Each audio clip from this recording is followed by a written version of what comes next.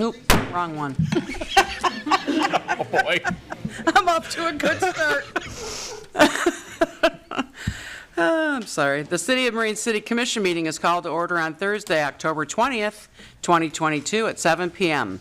Can we please have a moment of silence to send our positive thoughts and prayers to those in our community that need our support?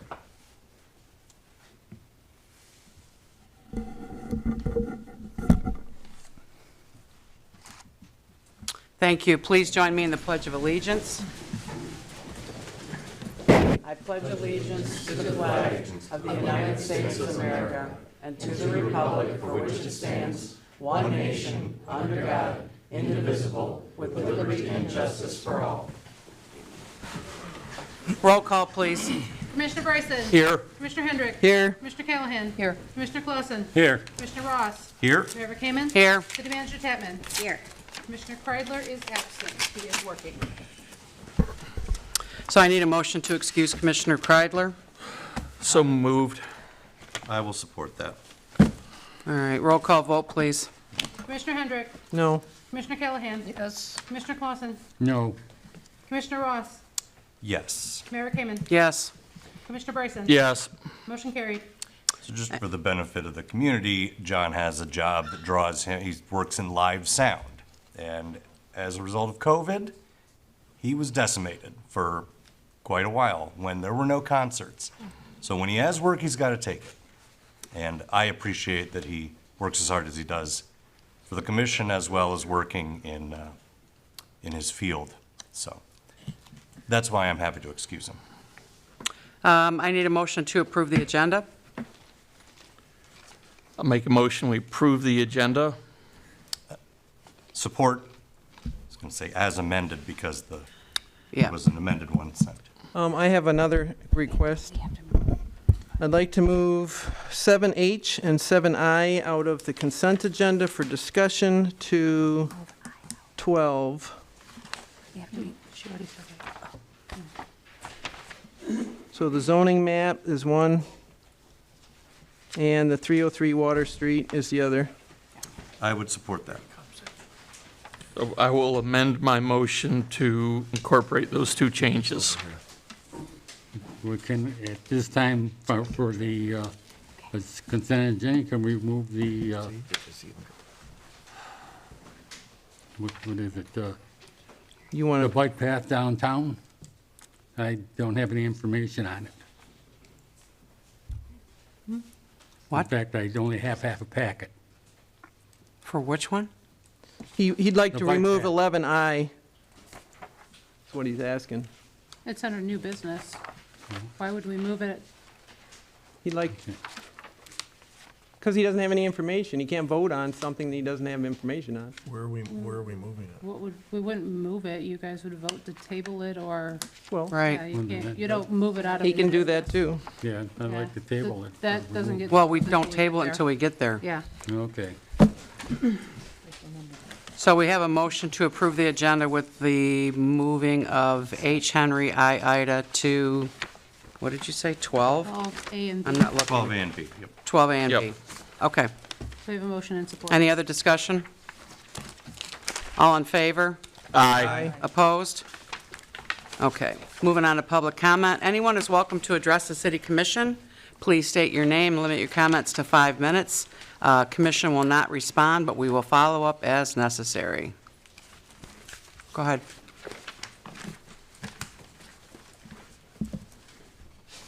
So, Chair, I know you guys just approved the agenda, but I had an item under new business, appeal denial of Freedom of Information Act request. 3 of my documents were not included in your packet at all. When I pulled it off online, compared to the email I sent with the original, 3 documents are completely dropped. So I'm asking that when we get to that point, that item be tabled to November's meeting. It's not fair to the general public to not have those 3 documents in the packet that was presented to the community. It's not fair for the commissioners to not have all the information that they need to make a decision. And it's not fair to me as the appellant that those documents have been cut from my appeal. Thank you. Anyone else? Go ahead. Go ahead.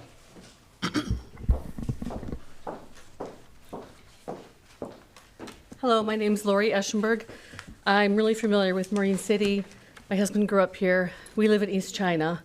And I want to talk about your trails and parks, and especially the Bridge to Bay Trail. And I think it's an awesome thing, trails, and I love what you're doing with your marina because that draws people in.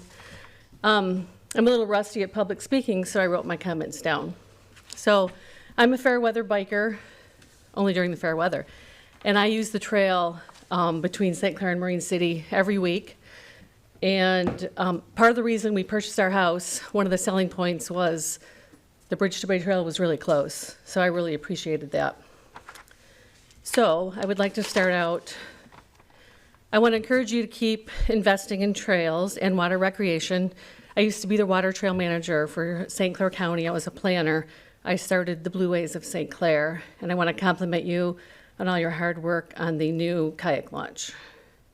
And your marina project will really bring people in. The whole point of recreation, good trails and parks, is to bring people into your beautiful city, encourage them to hang out and spend their money in your facilities, and then spend the night. So I told you I was already retired. I have many years of experience with trail development and implementation. So when you do attract visitors, they spend money, they come from out of town, and you need to encourage them to stay.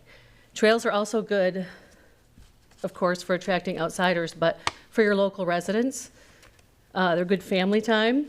They're good for mental and physical health, as we know. And if they're in good maintenance, if they're taken care of well, they encourage people to use them. Trails should be done well. They should have good signage, benches, drinking water, and bathrooms. Future phases could include lockers, not so much lockers, but places to lock up your bike or your kayak and your boat, of course. Because if my kayak was expensive, most people's are, and your bikes are expensive. Some bikes are a few $100s, some bikes cost more than people's cars. They're gonna lock it up. You need something to secure it to.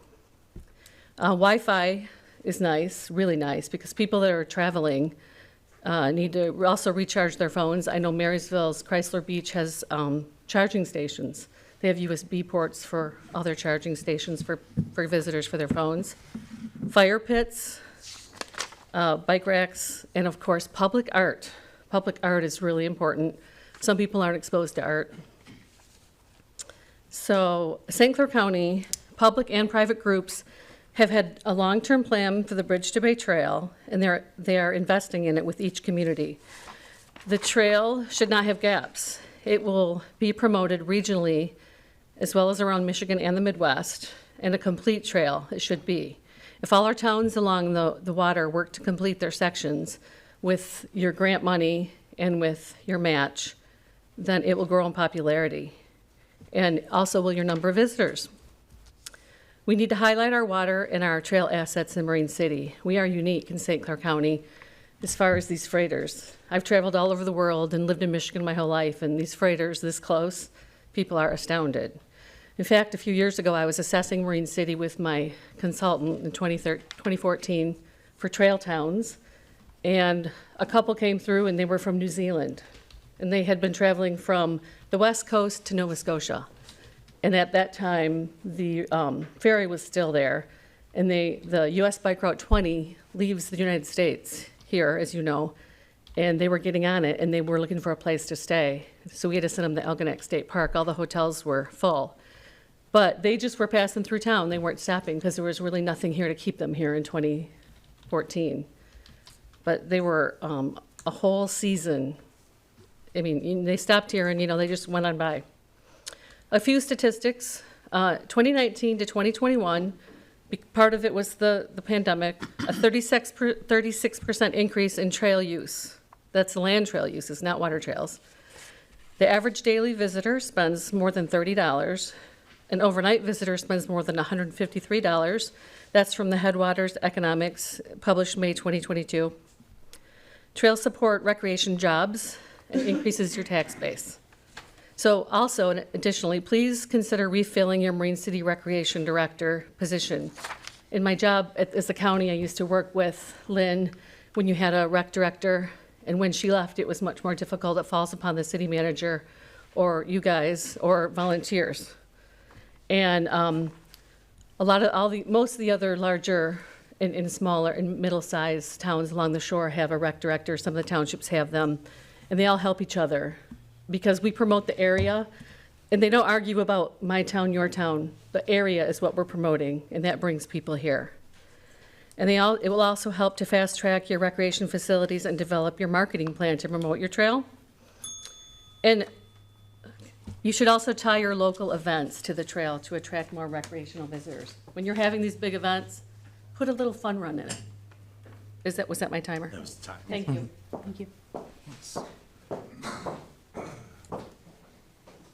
Anyone else?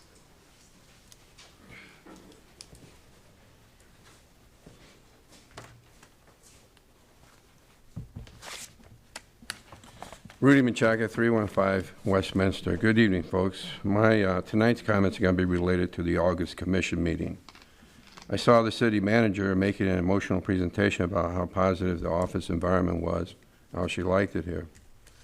Now, I was informed that this city manager that loves this place so much interviewed at St. Clair for the city manager's position. So much for that. Thing is that you're a polarizing individual. You can smile. With many hidden agendas. Since your arrival, we have lost businesses and city appears split because of the things that you have said and done.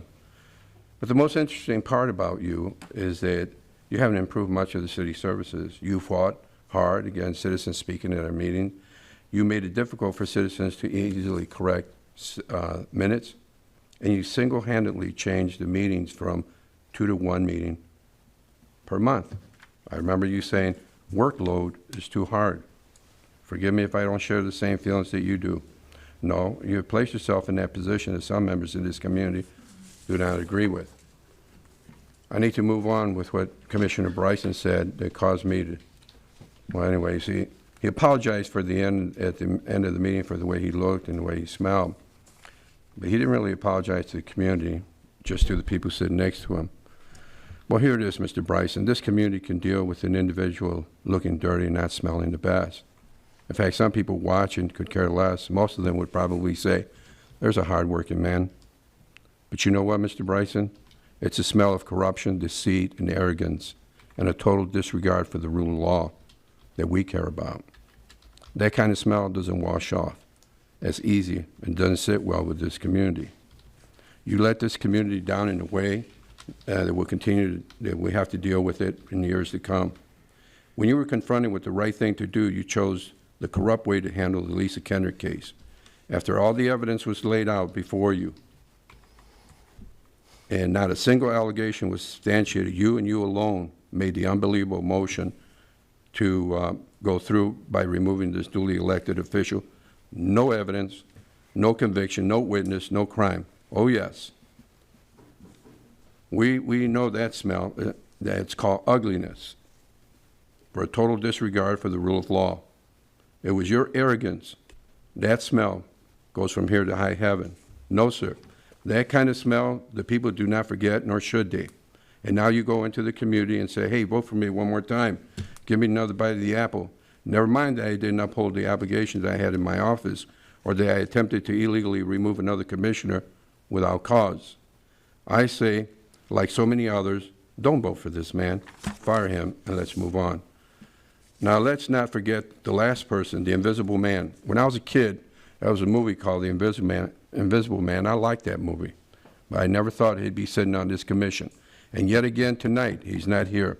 This commissioner, Kriegel, whatever his name is, he comes when he wants. And now he's asking for your vote. You got to be kidding me. How many of you at home can go to work and show up and miss as many times as this commissioner does and still keep his job? I heard this commissioner say tonight that gives a reason. It doesn't matter. His commitment is here. But he didn't show up. Plus, he's getting paid for not showing. I say, like so many of you, don't vote for this man. Don't give him another bite of the apple. Don't vote for the Invisible Man. Send him back to Hollywood. Folks, let me suggest that this is nothing more than a show of desperate people who know that they've abdicated their responsibilities in ways that I have never seen, or we have never seen. And they know that the voters are about to voice their opinions, feelings, and thoughts through their vote. I say, get rid of them. Let them know that the citizens of Marine City are pretty intelligent people who have little tolerance for this kind of corrupt government. To the incoming administration, watch carefully and do not repeat the same mistakes that this commission is doing. Remember this, when they let go of the historic City Hall, and people weren't listening then, but they listened to the city manager and the officials. Citizens are now coming up to you and telling you about the Guy Center. Listen carefully to what they're telling you. Don't make the same mistake. Listen to your community, folks. And you folks at home, watch and remember this. Listen to and watch everything that they've done so far. Remember it when you go to the ballot box. Don't vote for these folks. Thank you.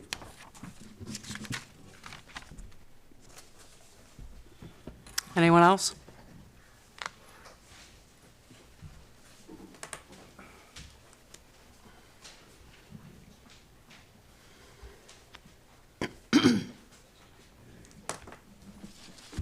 Good evening, Madam City Manager, Mayor, Commissioners, and guests. I'm Pam Petiprin. I lived in Marine City for 27 years. For 10 years, I served on the City Commission. Did I mention they were long years, 10 long years? And my husband and I had a business here in town for 20 years as well. So have a little skin in the game, a little history with your town. You got a big election coming up, and as to listen to Rudy, some things haven't changed in the 15 years since I've left.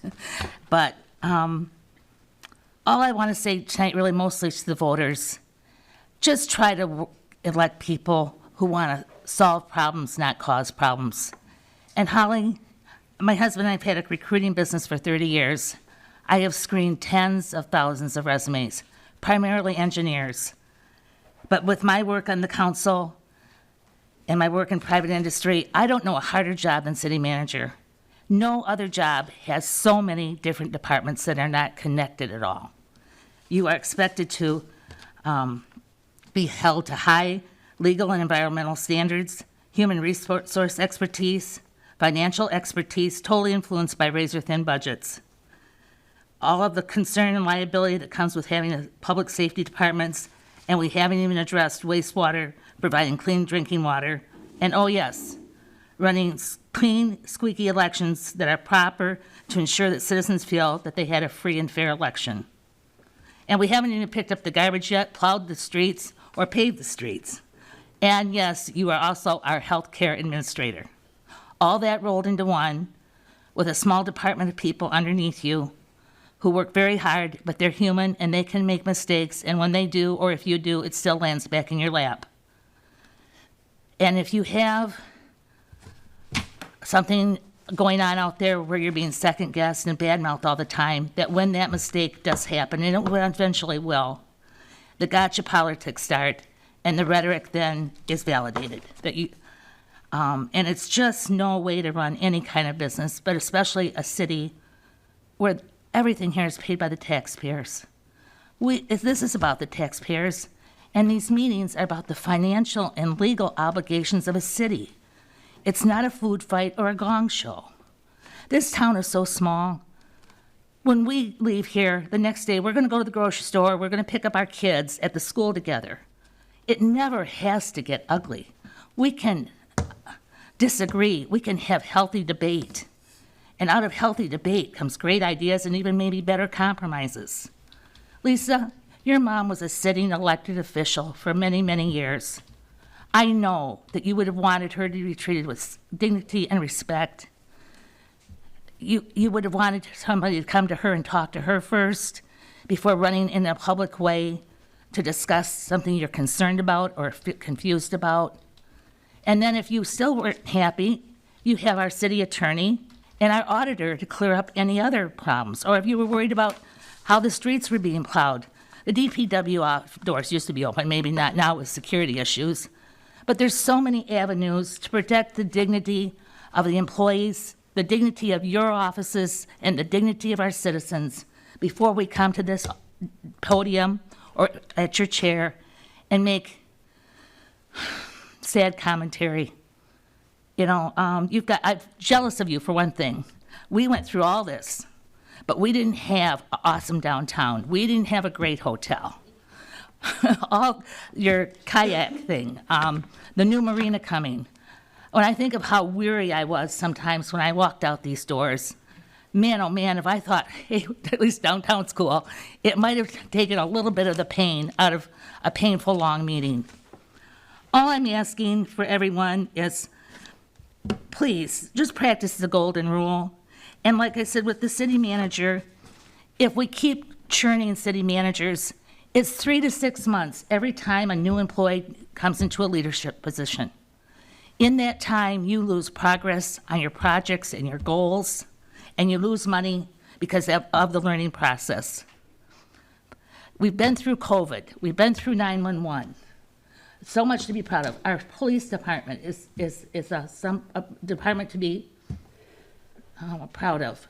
And I went through the rough times with that. And I went through the rough times with City Hall. And Rudy, we did listen. And Rudy, my husband and I donated about $2,000. But guess what? I couldn't vote to do something that I didn't have money to finish. That was the reason I didn't go through with it. I felt it was malfeasance of office for me to authorize a project that needed $2 million more, and there was nowhere in sight. And if people weren't going to raise their taxes, they weren't going to buy $3,000 worth of brownies at a bake sale to fix it. I tried to explain myself when I voted if it was controversial. Lisa, that's all anybody wants. It's not that they care that you vote no. They just want to know why. I always say why, usually. You know. So anyway, I'm so excited to see you guys, Marine City, doing so well in so many ways. And I thank you for the time to speak to everyone tonight. And good luck to everybody here. We're not supposed to comment on public comment. You do? No, I don't. Yes, you do. Anyone else? Go ahead.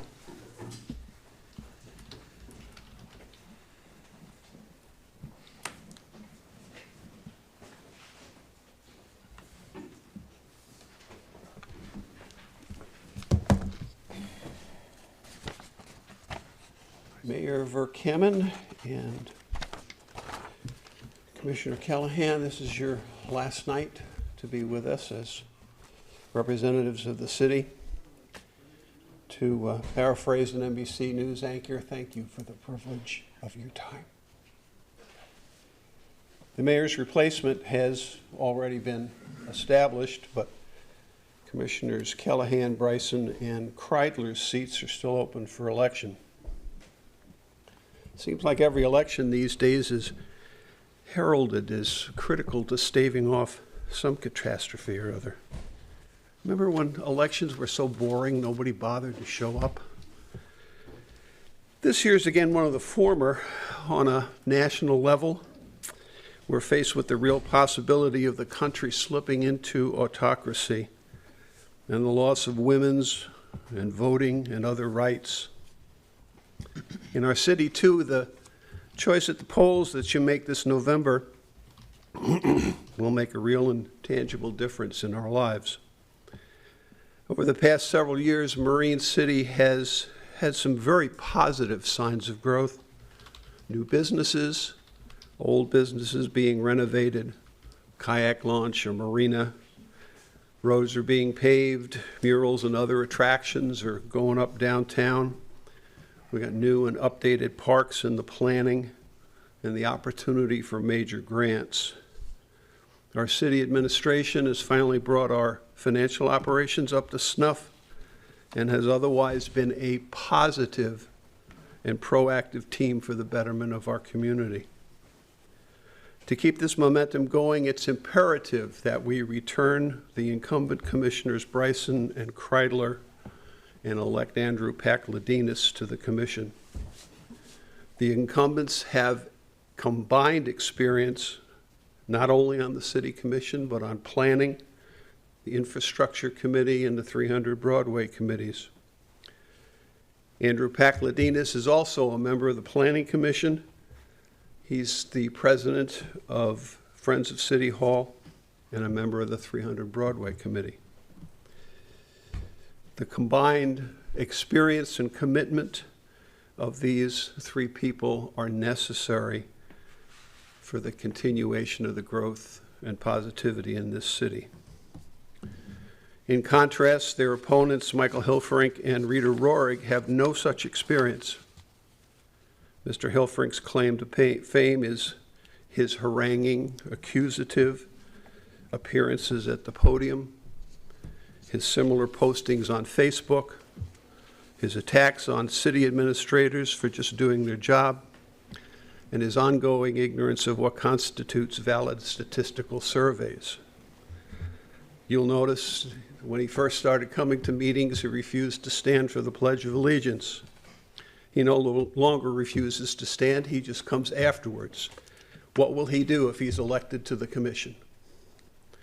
Ms. Rohrig is a ghost as far as city government and administration goes. In a Facebook post, she states her reason for running for office is to support her sister, Lisa Hendrick. None of these candidates showed up for the Chamber of Commerce Candidates Night or CTV's interviews. I wonder why. Both these candidates support Commissioner Hendrick, the most negative, argumentative, and divisive member of this commission. Adding these candidates to the commission will slow, if not stop, the city's progress, disrupt the administration, alienate our business community, and the county, state, and private agencies who support us and grant funding. Their support is organized, but it does not represent the majority of voters in Marine City. They're vocal. It's imperative that our silent majority get vocal, get involved, get motivated, and vote for the incumbents Bryson, Kreidler, and Andrew Pakladinas. Like in the story Wind in the Willows, we must be on guard for weasels in the wildwood on a both local and national level. And we have to maintain vigilance and civic engagement in order to preserve our future. Thank you.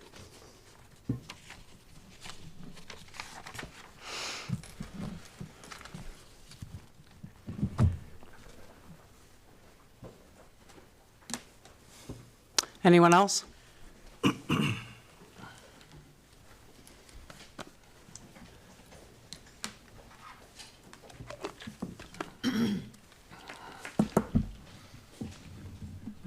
Good evening, Mayor, City Manager, Commission, residents, friends. I moved to, my name is Bill Graytop, 9200 River Road, Algonac, Clay Township.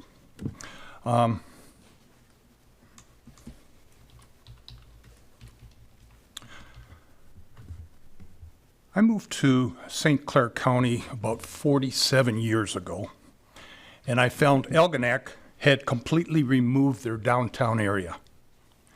They built a mall setting which never really did anything, and now they have a non-existent downtown per se.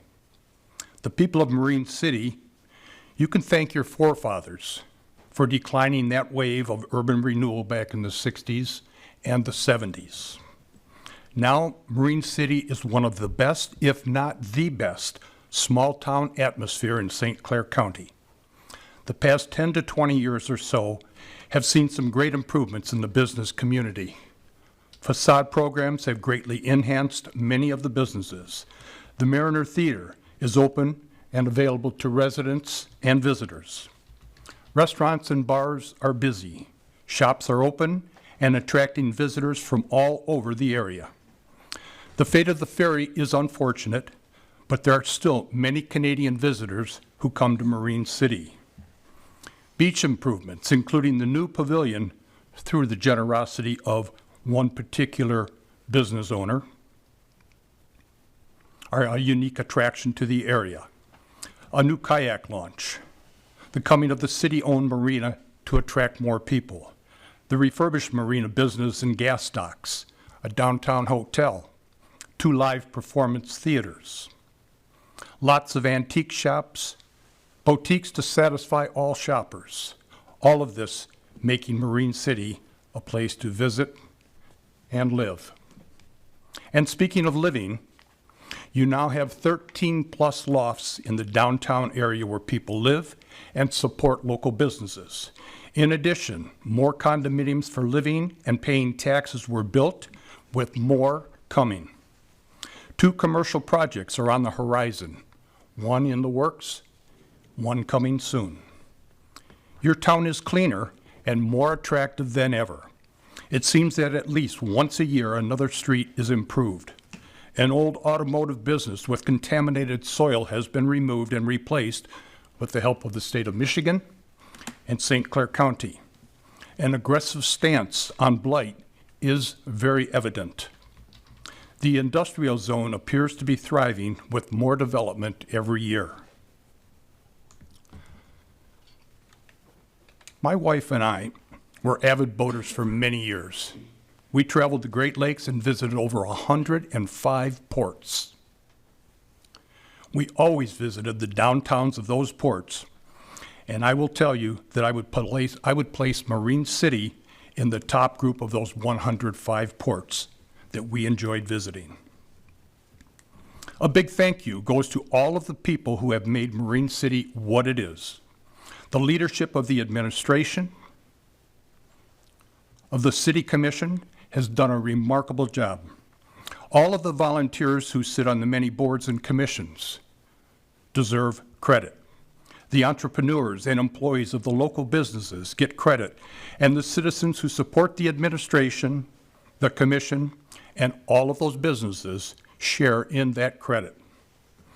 If you continue to put good people in the leadership roles and support those leaders, Marine City will not only grow and lead, but it will continue to be a desired place to live.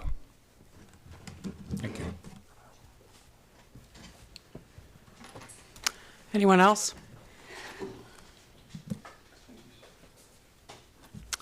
Okay. Of course.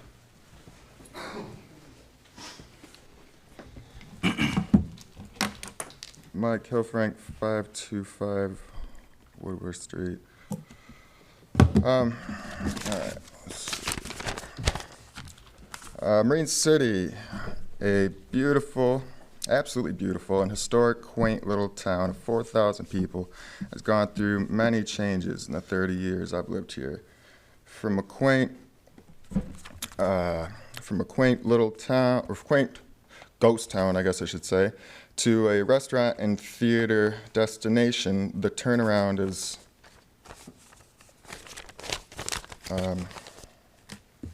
actually, I spent a lot of time writing that, and I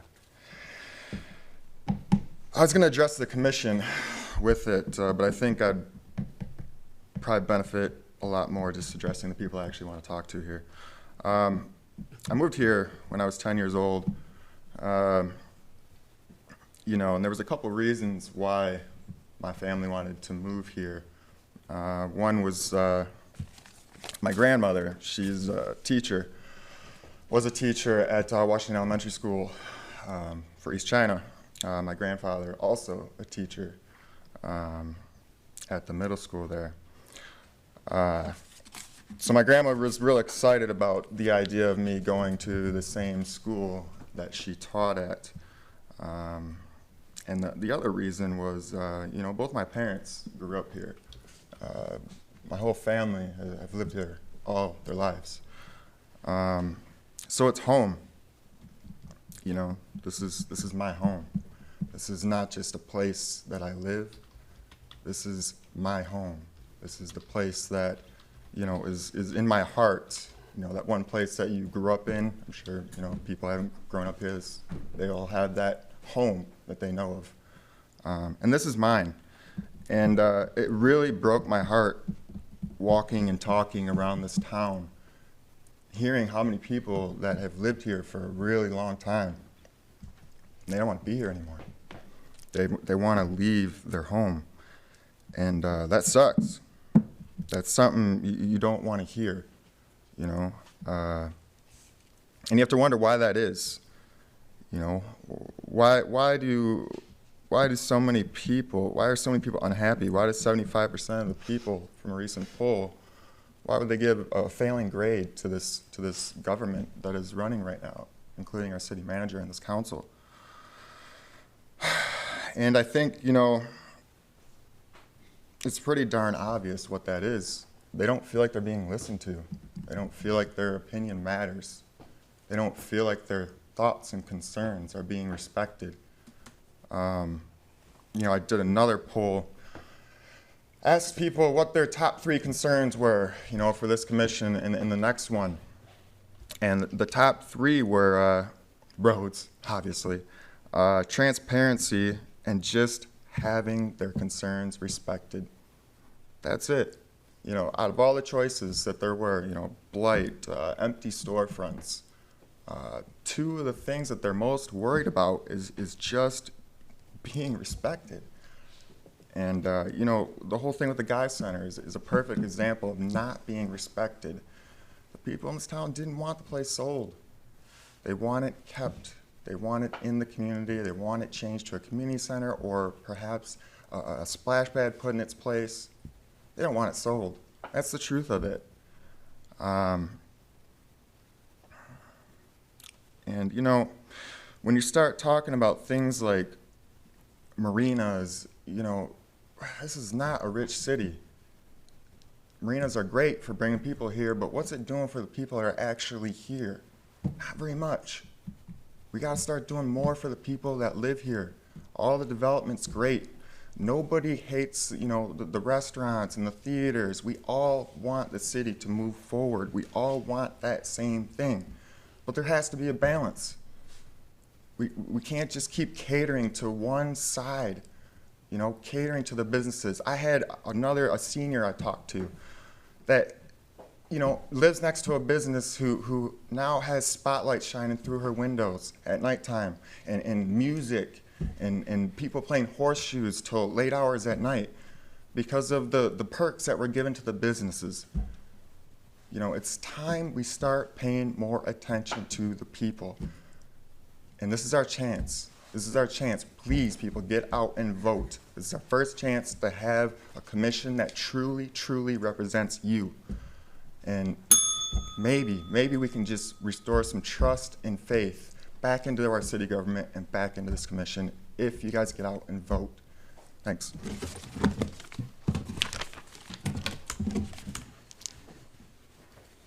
Go ahead.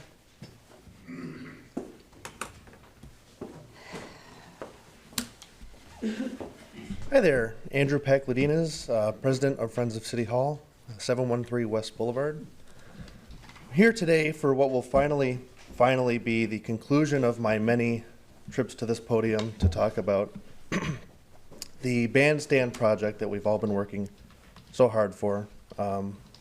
Many months now, we've been probably grown accustomed to the sad, empty spot where the previous bandstand used to live, and it gives me great joy to say that there is now a new and more appropriately sized bandstand in its place, big enough to hold real events in, or say maybe put a band in.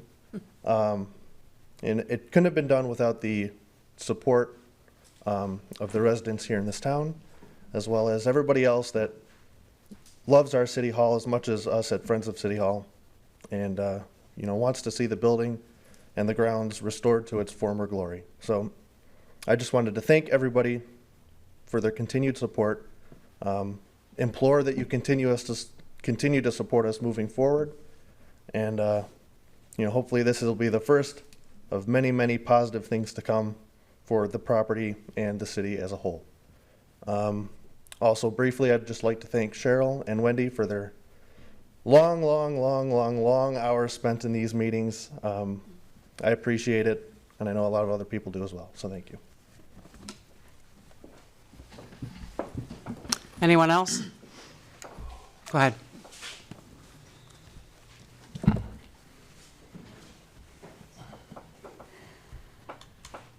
Laura Merchant from 430 South Water Street. I'm here as president of the Marine City Area Chamber of Commerce. One thing I just wanted to bring to everybody's attention is that December 2nd, we are very excited to bring something new to Marine City, which is the Twinkling Forest. This will be in conjunction with our ice skating rink that will be up. We are actually selling trees that are made out of metal, and they come in 3 different sizes, and they can be decorated with solar-powered LED lights, and they will be put into the park on December 2nd, illuminate the park. We hope to have about 70 of them. We've sold about half of that thus far. It is a fundraiser, but the beauty of it is it's something for not only, it's ways for businesses to advertise their business, but it's also ways to bring our residents downtown, visitors downtown, to enjoy all the lights and all the beauty that we have in our downtown. So if anybody wants to know anything more about becoming part of our Twinkling Forest, they can visit our website at visitmarinecity.com, and there's information there, and you can purchase a tree there, and we can get it delivered to you. Thank you. Anyone else? Okay, thank you.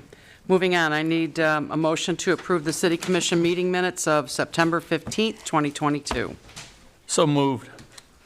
Support. Any discussion? All right, all in favor? Aye. Opposed? Aye. Can I have a motion to approve the City Commission closed session meeting minutes of September 15th, 2022? So moved. Support? We have a motion and support. Any discussion? All right, all in favor? Aye. Opposed? And moving on to the consent agenda, we have the Marine City Area Fire Authority Run Report. I've got departmental activity reports, Dangerous Building Board of Appeals meeting minutes of August 17th, 2022, the 300 Broadway Committee meeting minutes of August 22, 2022, the Planning Commission meeting minutes September 12th, 22, the Community and Economic Development Board meeting minutes of July 27th, 22, the Election Commission meeting minutes of July 5, 22. We moved H and I, so it'd be the special event, which is the Friendsgiving Tyler Kreitler Memorial Run. It's a 5K and a 1 mile, which is Thursday, I want to get to it. Thursday, November 24th, 6 a.m., is that when it starts, 6 a.m.? Yeah, I guess, all right, 6 a.m. to noon. The location of the event starts on Pearl Street in Marine City, so it's a 5K and a 1 mile race in Marine City to benefit the Tyler Kreitler Memorial Fund, if anybody's interested in that. We also have the special event for the Old Newsboys paper sale, which is going to be Friday and Saturday, December 2nd and 3rd, from 8 a.m. to 6 p.m., so be careful of the people selling papers. We have a special event, Maritime Christmas, Friday, December 2nd, from, hang on, I'm getting there. 10 to 5. This is going to be at Heritage Park and Drake Park, which is going to be like 300 Broadway. That's not right. No? The second is the Twinkling Light. Oh, the second is the Twinkling, oh, so it's going to be Saturday. Saturdays. Okay, got it. So the second is going to be the Twinkling Light start, and then the third is going to be actually Maritime Christmas from 10 to 5. All right. And then we have special event, the Mike Miller River Run, Saturday, December 2nd, starting at 7 a.m. to 10 a.m. The event starts at Rotary Park for the runners for Mike Miller. We have a business license for the Bell River Marina. We have a business license for SAO and Associates, which is also called Tax Time. And then we have a special event, Old Newsboys Holly Jolly Christmas Parade on November 22nd, 7 PM start time. And that's going to start at Holy Cross, then go south or north toward the beach.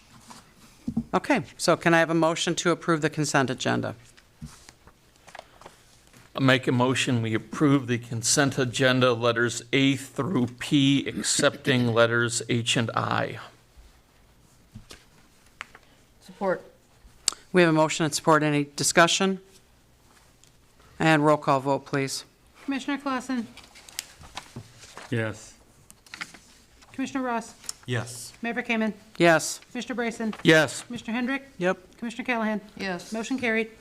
And moving to financial business, can I have a motion to approve expenditures including payroll in the amount of $793,523.60?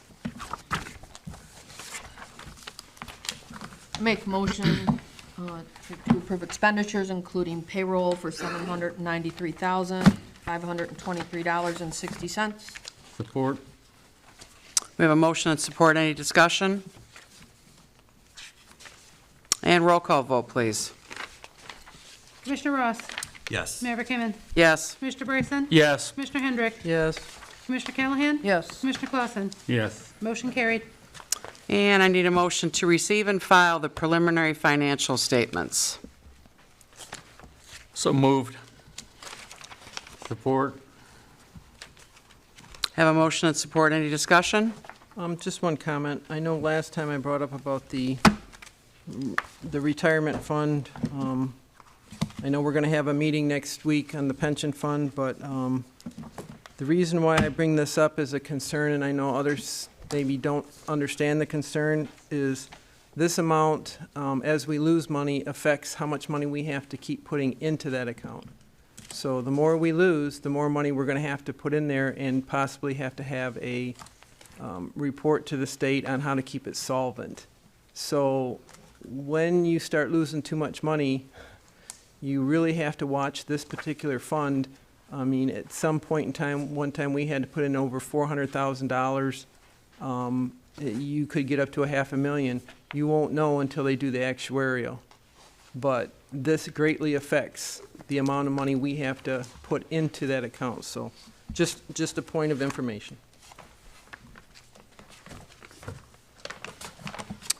Anyone else? Okay, all in favor? Aye. Opposed? All right, moving on to a public hearing. Can I have a motion to open the public hearing regarding ordinance 22-004, which is about the business regulation? I'll make a motion, we open the public hearing for ordinance number 22-004 for business regulation.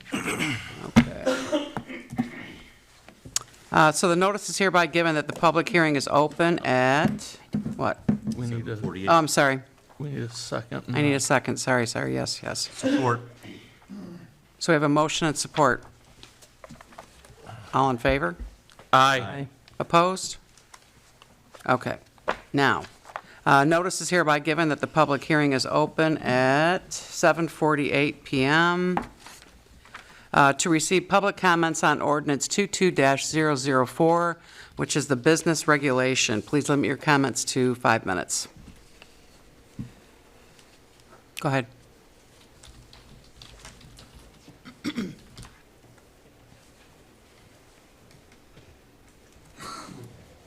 Director of the Chamber of Commerce did send out notifications to its members regarding some of the changes of the ordinance, and we've only had a couple people with feedback, so everybody was pretty much on board with the changes that you were talking about in the ordinance. I'm in favor of the changes being made to the business regulation ordinance because this will help ensure an accurate count of the number of businesses doing business in Marine City. This is also true from a county and regional standpoint for their statistical analysis. I do have a question regarding multiple LLC businesses operating under one roof, and I'll use the Mariner as an example. So Mariner LLC does have a business license. we rent 2 spots within the Mariner to 2 separate businesses. Currently, they are not required to have a business license because they don't have a door. So this will now change. So they will both be applying for business licenses. So in doing so, they will fill out their application, and the application fee is $195. $100 of that is for the clerk's department, $50 is for the building department, $45 is for fire authority. Now, my 2 businesses are going to apply for this at the same time. Does the city inspector and the fire department come out and charge twice? And because I was already approved and I have a business license, do they fall under me? And does that get waived and they only pay $100? So it kind of gets a little complicated. And it will not just be it could be other businesses that will do kind of what we do.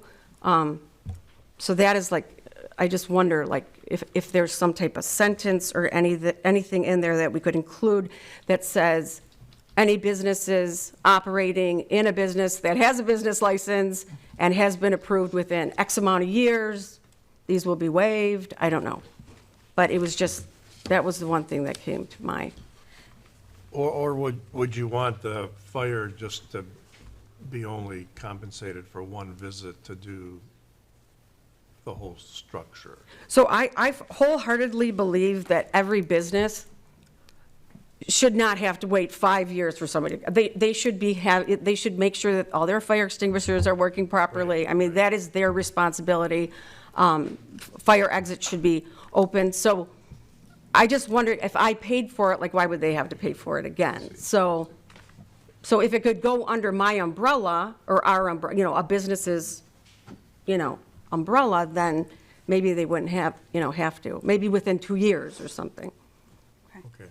Just something. We would be open to something like that. We were trying to simplify the ordinance. I know.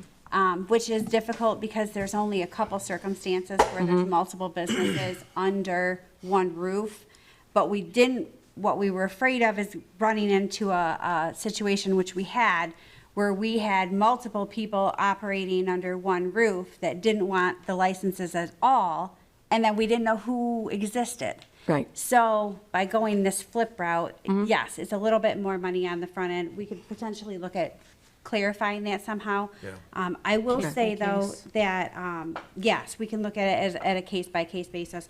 I will also say, though, that we've been doing some brainstorming about this and the money that we produce from these, and looking at ultimately putting this money into kind of its own lump fund, which once we start to get a solid base in there, offering up opportunity, of course, with the commission and approval and, jumping through the hoops, offering an opportunity for businesses to apply for some of this money back to upgrade their signs and facades. So essentially reinvesting in themselves. Right. So that was one of the reasons we didn't go this route, because we wanted to start establishing this fund that businesses could ultimately maybe come back and use.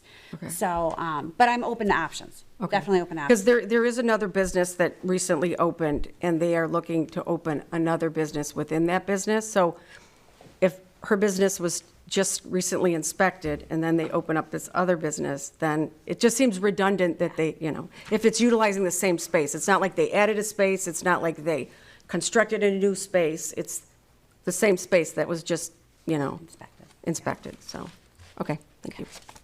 Thank you. Anyone else?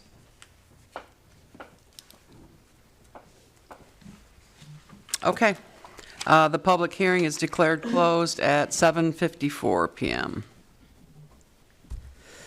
All right, moving on to unfinished business. Ordinance number 22-004, the business regulation. This is a second reading in the adoption.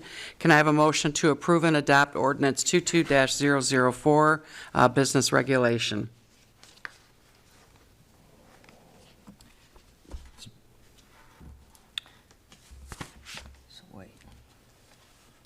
I'll make a motion in order to discuss it, to approve Right. that ordinance. Support. Okay. Okay, so we're in discussion. One thing, it's listed on the agenda is 003. So that's my bad for missing that on, as a typo. Usually I'm Mr. Typo guy. Sorry. But I too wanted to discuss a couple things. I sympathize with Laura's comments and in discussing with other businesses as well, just trying to, get a feel for how this would be felt. One thing in the first paragraph under definitions, I think that it does, and it'd be like, basically the last sentence. Wherein a singular space exists where multiple individual business owners conduct their operation as vendors, each shall have their own business license should they have their own tax identification number, unless the owner of the space, which I think this is sort of what applies to the, antique store where they may have multiple vendors within, but one person's running it. One person is working the cash register and stuff like that. They pay for the space to be able to sell their wares. And again, it's one unit that's being inspected. But anyway, it's unless the owner of the space is operating as an umbrella company and thereby acting as responsible party for all vendors operating therein. The one thing that I think would be good to add here is owner of the space or lessee.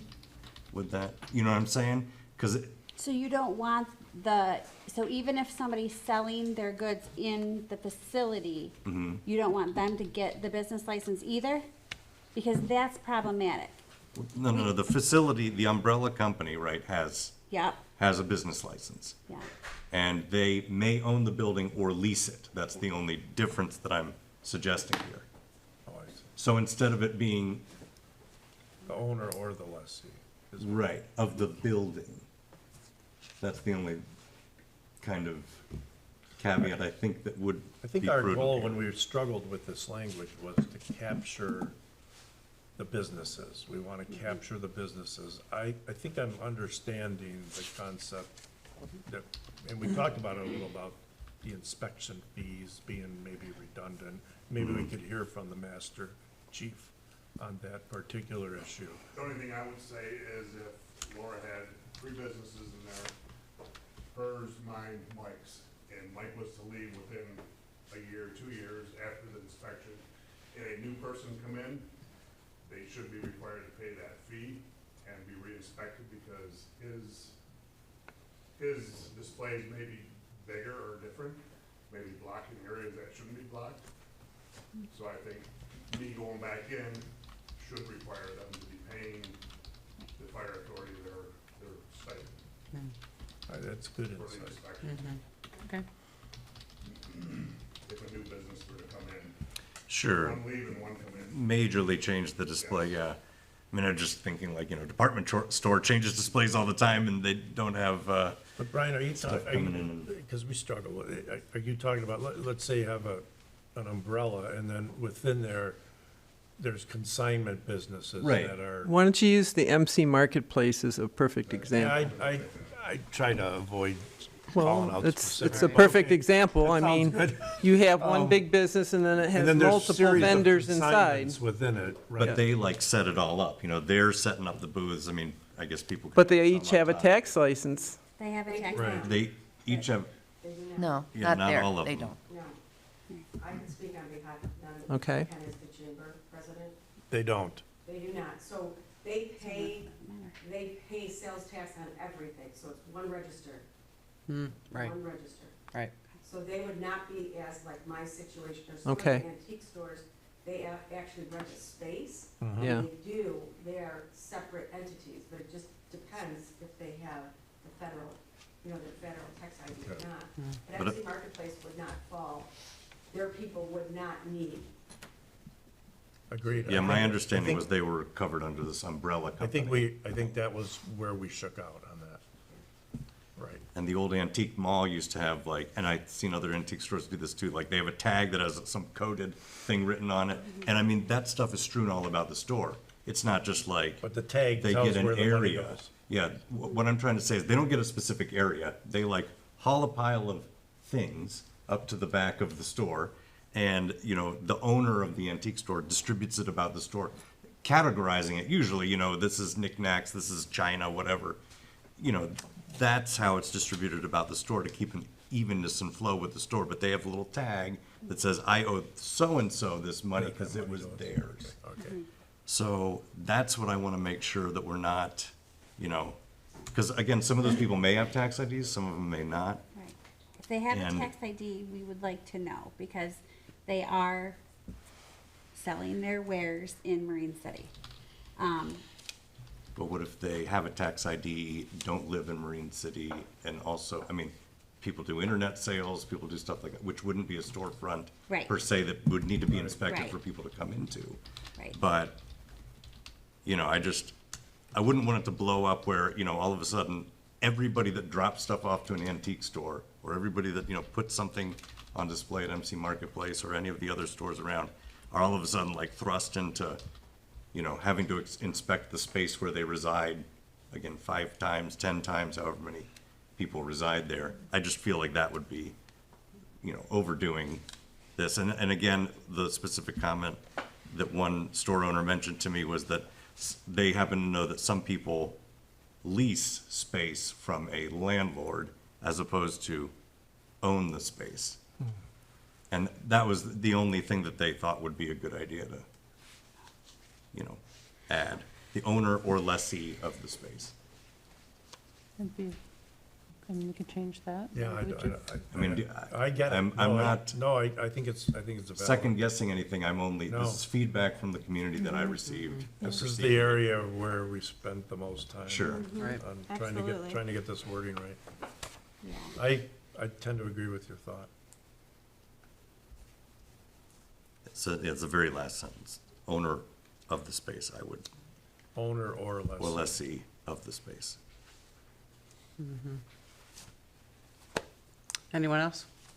So are we going to postpone this then, pending you review of that to try to reword it? Oh, if we're just adding a We word. just reworded it.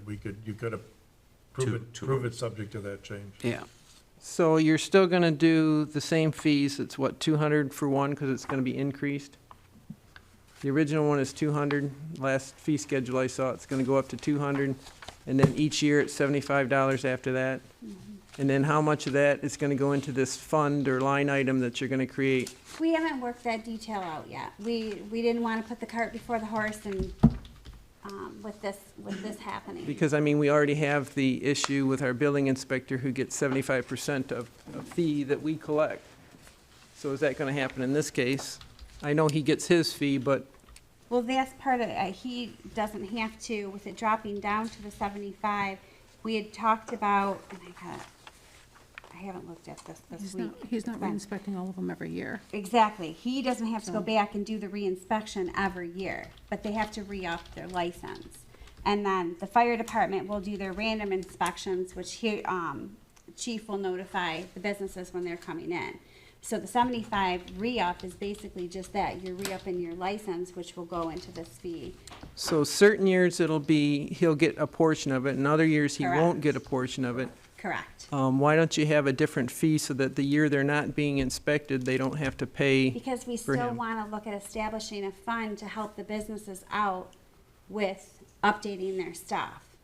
And there's still, Are you there's gonna still come a up with, cost to do business. You're Okay. still Right. getting your business license through. It's the expected city. as a business It owner. is. It and it's absolutely is. $75. We didn't think that was too much to ask for a yearly fee for renewal. Mm-hmm. It's the cost of doing business in Marine City if you want to be here. Mm-hmm. And then if we can turn it around and do something special with that money for the businesses, then it's just another win. Yeah. so the way this is set up now, instead of going on our budget year, it's gonna go on the calendar year.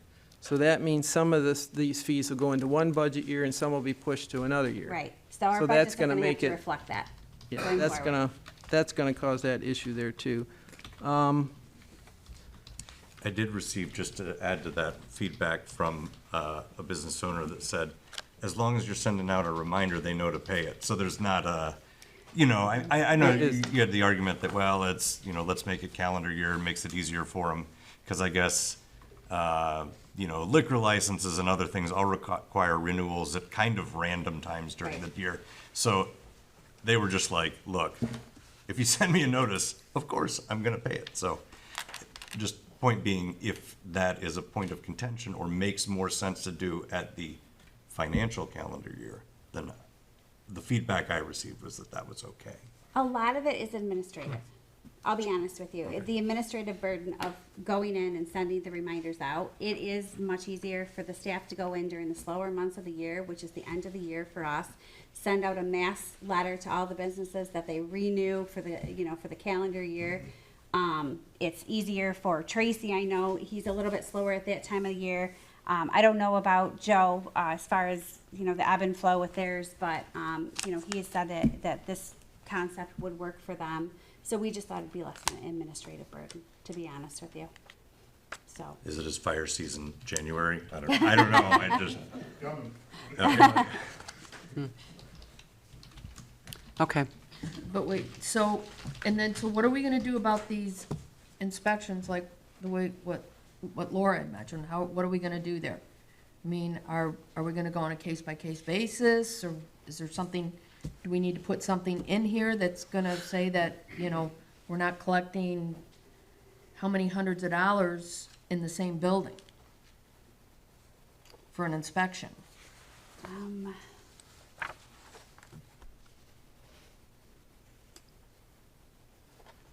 I mean, I don't think it happens a lot, but I mean, it probably happens enough, and It seems, Chief, that's almost your issue, because on a building-by-building basis, the way we were talking about this is you may believe that in this building, the 2 or 3 businesses the inspection is the same, but in a different building, it could be different.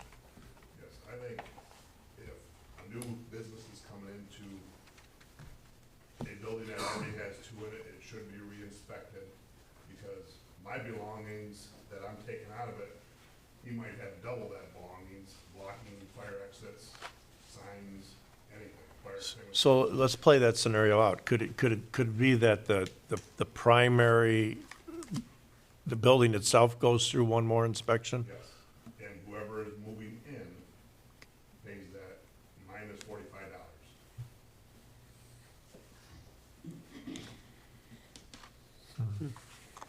I mean, we have time to do this, so I'm just saying, let's make sure we have it really good before we just throw it out. I will say, though, the way Tracy worded it with me, too, is his is, so even though he wasn't gonna go in every year like Joe was, if there was a change of use, depending on what he's gonna classify as change of use to, so depending on what type of vendor comes in and replaces, he wants to come back in too.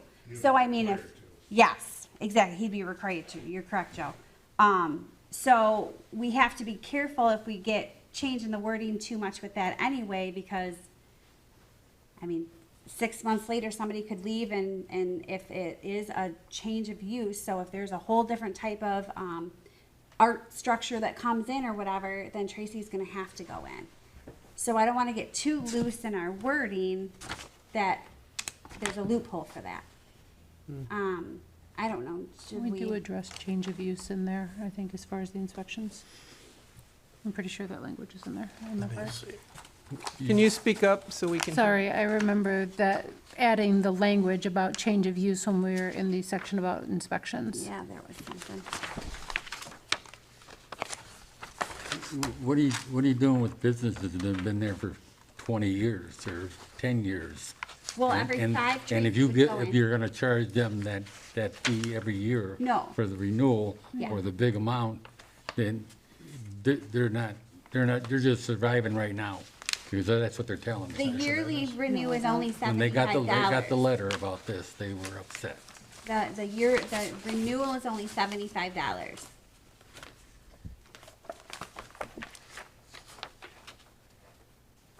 But it says here, well, it says for a renewal, it's considered the same application in compliance with the other one every time. And the fees are the same. The fee required by this code for any license or permit shall be paid to the city before issuance of their permit. That means they have to pay all the time.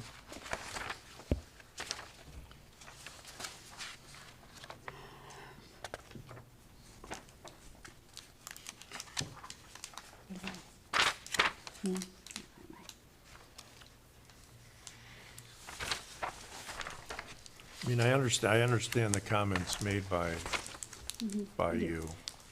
It makes sense for what Chief Lannister said. I know. Yeah. It's a tough one. And you know, it's very difficult legally to create an ordinance that bakes in too much discretion. You know, ordinances are shalls and, you know, a little more rigid. And when you start building in discretion, you start building in problems. But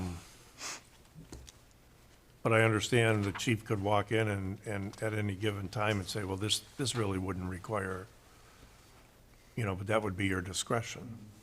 And it's hard to write that into the ordinance.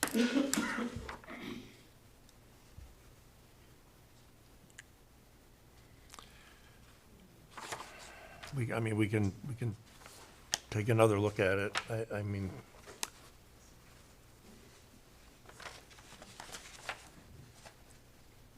Would we be willing to put this in place for this year with adding the leasee piece and see how it goes for a year? If we have a lot of trouble with it, revisit the fees for next year. Because I will say we have given some leniency with the business licenses this summer because we were looking at revamping this ordinance. And in order to get everybody the paperwork that they need to get us their business licenses for the first of the year, we'd be really pushing the timeline. And it would be nice to get up and running with this. But if you put it in, you have to follow it to a T, that's the problem. Is every business in town belong to the chamber? I don't No. believe so. No. What's the percentage, you know? I don't know, because we What does also that have to do with anything? Right. Right, That's part of the problem. We don't have all the businesses. I can in see town. that. We have That's- 110 members. It's one of the reasons for the ordinance. Exactly. Right. We want to know who's here. I understand, I'm good with it. I mean, and from our standpoint, the people that are affected in my building would be fine with this. I just wanted clarification because it just, I guess me as the building owner, I'm going, oh my God, okay, I gotta make sure everything's like, you know, which I will, but I kind of feel bad that they have to pay for this. Yeah. And as a business owner myself, I like the idea of knowing that it's coming at one time, you know, the beginning of the year. You know, my business license renewal, and I think it's extremely reasonable, the price, and especially when you say that maybe in the future, we can reap the benefits of the kitty that's gonna be formed with it, you know? And it'd be a big benefit. for Yeah, the big business. benefit, and believe me, right now, you know, I think our businesses could use the good news of that, you know? Yeah. So I think that we should, you know, look at it for a year, you know, put it in motion for a year with, you know, the The current fee structure. yeah, With the one change. with the adding change. lessee. Yeah, yeah, it definitely can be revisited, I just don't want to table it. I mean, we've done enough, we've done a lot of work on it, so. Does this cover all Airbnbs? They have a tax ID? If they have a tax ID, they are supposed to register with us, I know, yes. but we also need an ordinance for that because that's been, I'll be honest with you, we can't, we'd be in a very gray area. The state recently passed legislation dealing specifically with Airbnbs and the not, municipalities not being able to regulate them. So, that'd be awful gray. I mean, we have a this bed and isn't breakfast perfect. ordinance. No though. ordinance is perfect. We have to do the best we can. I mean, there's gonna be people who operate in their home. Like, we have a clause in here that if you do business in your home and you have a tax ID number and you allow people to come into your home, then we want your information because we need to know that your establishment is safe for people to be entering that home. There's gonna be people who kind of rant, whatever, and don't do this. We don't want that, but there's always gonna be people who are gonna try to slip through. The same thing would happen with Airbnbs.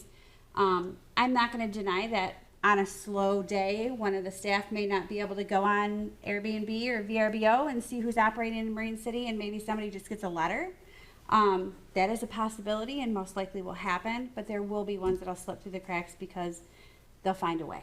But we have one for bed and breakfasts, so, I mean, But does bed that, breakfasts by law and definition are different. Yeah, they're completely different. Yeah, And then it's not so- just Airbnb, it's Airbnb, VBRO, you've got couch surfers. I mean, I could go on and on and on. There's a lot out there. Yeah. We will Yeah. catch what we can with the means we have, but people always figure out how to skirt Yeah. the system. Yeah. I guess I'm not against trying to update this, but I think we should do more diligence to make sure that when we get into this and we go to a business, we know what we're gonna do, or else we're gonna get into a real argument with a lot of business owners if people don't understand what this means. You know what I'm saying? It can create a real problem for you. So I would rather hold just one more month. I don't think that's gonna make any big difference to this, just to make sure. The only change that we're making, though, is the one that Brian suggested, correct? Yeah, and Right at this now. point- If we approved it today. Yeah, Right. yeah. Right. And I'm saying maybe we try it with the current fee structure, and if we don't get a lot of kickback on it, then we roll with it, because the initial fee would have already been paid, you know, and then, and we see how it works. And if we get a lot of kicking and screaming on it, we look at the fee structure for it after the, first of the year. We really won't get much meaningful comment on this until it's time for someone to renew. Right. Correct. So Right. that'll be the cycle we watch. Yeah. But then if we Yeah. don't, if everybody's not sure on how to enforce this, that's where you start We do getting. know how to enforce We do know it. how to We enforce do it. know how to enforce it as written, As written now. but what I think we've been talking about, Lisa, is creating this gray area of discretion, which Yep. I'm a little bit hesitant. Mm-hmm. I'd rather have the rigid rule than areas where the chief ends up accused of abusing his discretion by letting someone go down road A and somebody else goes down road B. That doesn't put you in a great spot. All right, so we've got, I mean, could we put some piece of verbiage in there that says, if multiple businesses are under the same roof and inspected at the same time, until such time as a new business might move into one of those spaces, that the fee could be shared? I don't know. Am I making sense? Mm-hmm. I mean, I'm playing off of the scenario that Laura painted. So basically, if they all move in at the same time, they all open up at the same time, Well, they pay the same fee. what you'll get if first Somebody is- else changes. What you'll get first is, there's gonna be a ton of people that just have never been necessarily inspected before based on this ordinance. So, Then the change would come when someone new came. when someone new came in, then they alone would be responsible for the reinspection. However, if there's an instance It's kind of the where, way, it's kind of the way, that's, yeah. you think it's already worded that way? yeah, I think, Because the change of use is in there. yeah. I believe so, yeah. So the initial sting is gonna be the first one. When the ordinance goes into place and everybody has to get their initial inspection done. But then, yes, as turnover and stuff and attrition happens, I think it will solve itself with who comes in or goes out or longevity of businesses. It'll just be the initial front. Could we approve this with the caveat that we go back and revisit it, say, August of 2024? That gives you the initial cycle plus one renewal cycle That would to be see if you have any trouble. But now you have something on paper saying we shall revisit it. Yeah, Yes. I like that. Seems like such a long Well, way that away. could be that should be in the motion. All right. Who did the original motion? Commissioner Ross? I and did. Seconded by Brian, for Commissioner just Callahan. To get discussion. I would, if I could amend my motion to, what month? August It's kind of 2024. Pick, yeah. August of 24. August. Why don't you just do 6 months? Half Because a we year. wanna go through We a wanna year. go We gotta go through through a year whole and cycle. 1 year renewal. plus a renewal cycle. Yeah. But you're starting in December.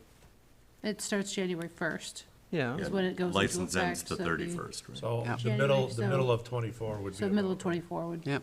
because that captures Yeah. anybody that's. I was just renewal. trying to avoid July because it's kind of a screwy month I was for gonna say, when we everyone. pull it up then, like April or. And we've got, Or well, then we've got all May, the June. budget stuff we're dealing with at the same time, So so. August of April. 24. Okay. Yeah. August, I like it. Yeah. All right. Go ahead. Amend my motion that, firstly, we add the verbiage in the first paragraph to read instead of unless the owner of the space to unless the owner or lessee of the space. Okay. Okay. Yep, good. And that this is revisited in August of 2024 at that meeting in particular. And that approval is based on those two conditions. Who was the original second? Commissioner Callahan? Yes. You would accept those Yep. amendments? Okay. Okay, so we have a new motion and a second. So roll call vote, please. Mayor Kamen. Yes. Commissioner Bryson? Yes. Commissioner Hendrick? No. Commissioner Callahan? Yes. Commissioner Clausen? No. Commissioner Roth? Yes. Motion carried. All right, moving on to the Mill and Cap Road paving project bid recommendation. Can I have a motion to approve DPW Superintendent Mike Itrich's recommendation to hire A. Saginaw Paving Company at a cost of $290,481.72 to complete the Mill and Cap project? I'll make a motion, we approve the contract award, including the contingency and engineering fees for $290,481.72. Support. For Ace Saginaw Paving Company. Still support. We have a motion and support. Discussion? Yeah, just for the benefit of the community, and Jake did mention it in the motion, but $44,913.62 of that is for unforeseen conditions because pavement, asphalt, and other materials are up and down like crazy right now. This is really great that we have the opportunity to do this, and from what I understand, this is an excellent company. So, but, you know, it could be cheaper, and that's great, and it wouldn't necessarily be spending every penny of that. There is some contingency built in, so just wanted to let the community know that it could be a bit cheaper, but we're hoping it doesn't go over that. Mike, do you want to talk about this at all? No, if we don't find any profit, you know, we're gonna be down almost $45,000 to build. Right. If you pass this, then they plan on starting around November 1st. Wow. It's gonna take about a week and a half to get this all done, and we did put in the contract the weather issues where if it's too cold or, you know, for paving or, you know, that they have to meet certain criteria for the weather.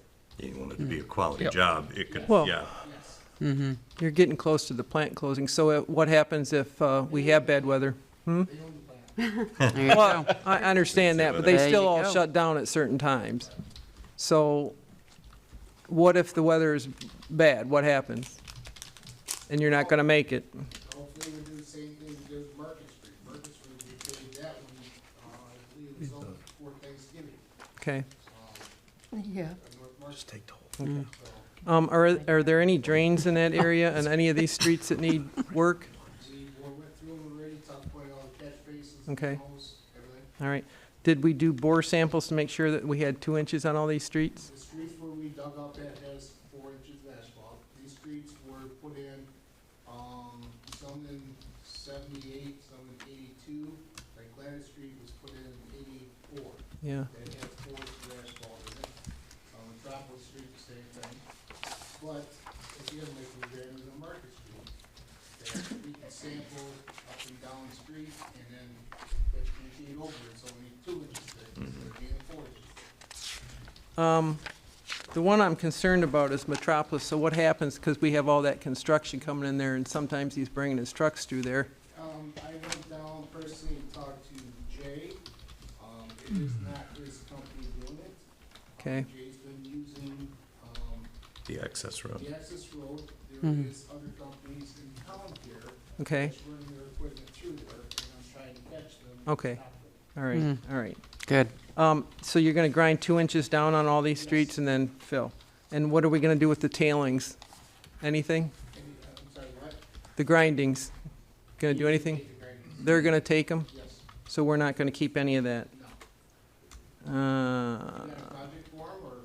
No, I just wondered if like over at King Road Park and all that dirt, there's areas over there you could use them or not? Well, we've tried that before in the past, but some of this pavement comes out in chunks. Yeah. You don't get just a little building. Nice fine, yeah. Well, my understanding too is actually the pavement companies want it. Yeah. Because they can do something with it. Well, I understand that. I worked for one years and years ago. Okay, yeah. And we also had them dump some on the Lions Club, which did not work. I mean, that was, and it was this company, but we had them pave our lot over there, and they did a nice job. Okay.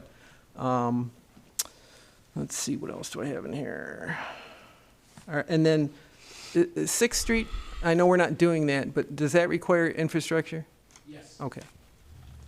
That's it. Fourth Street's the only one that doesn't require infrastructure. All right. Anyone else? Final thing that, yeah, the original bid without the contingency is only 224, 568, and 10 cents. Plus engineering. So, Plus engineering. right, sorry. Yes, and the engineering estimates were 370,000, so, Estimates were, right, which Yep. this beats, that's great. yep. Yeah, the engineering fees are 21,000, so. That's. Anyone else? All right, we have a motion support. Roll call, please. Commissioner Bryson? Yes. Commissioner Hendrick? Yes. Commissioner Callahan? Yes. Commissioner Clausen? Yes. Commissioner Ross? Yes. Mayor Verkaman? Yes. Motion carried. All right, now we have, can I have a motion to release the city attorney's memo related to election workers and approve the city clerk to post the memo on the city website? So moved. Support. Any discussion? Bob, you want to talk about this? No, what I did was, took the prior memo and just evened it out and, made it more generic, not focused on any specific individual or any specific situation, just the law in general, so that the citizens would have a right and an ability to see what the law says with respect to this topic. Not so much on this, but I know we reference our personnel policies and procedures, so my question is, are those posted anywhere online for anyone to see? I don't know. As a body, I don't know. Well, that's what I'm saying, if it's a policies and procedures, are they posted so anybody I can view? don't believe that they are, Lisa, because there's a lot of very internal stuff that the public would not care about, so I don't know that it's ever been done. It's just something employees get when they start. Okay. And does every employee get them, including election workers? I can't speak for what was done before I got here, but since I've been here, everybody has either been told where to get them or given them. So all election workers have this? I don't know. She just, I wasn't here Well- for most of the election workers. Well, we I just can't hired speak- election workers, what, in August? So in August, when you hired election workers, were they all notified of I didn't hire. that information? I didn't hire anybody new, so I don't know what they were informed of by the previous clerk. So I can't speak to what Chris gave them and did not. And so we don't have any, we don't have, and I know it's not a requirement that the law states that you have to give it to them, but a lot of companies have people sign a statement saying they've either read them or they don't want to read them, or they don't. Do we do anything like that in the city? like the code of ethics policy, what happens if somebody refuses to sign it? No. Well, they can sign off saying they don't want to read it. I mean, that's what I've read. They can either sign and say, yeah, I read it, or they can sign and say, I'm not So gonna read just it. something that they've been given an opportunity. Correct. It's an acknowledgement that they were offered the opportunity is, I guess, what I'm looking at. The, if you look at my memo, I think it's Exhibit 5, the state has put forth a poll workers' code of conduct that they're floating around to municipalities to try to get them to adopt it, and which would require the signature of that particular poll worker indicating that they've read it.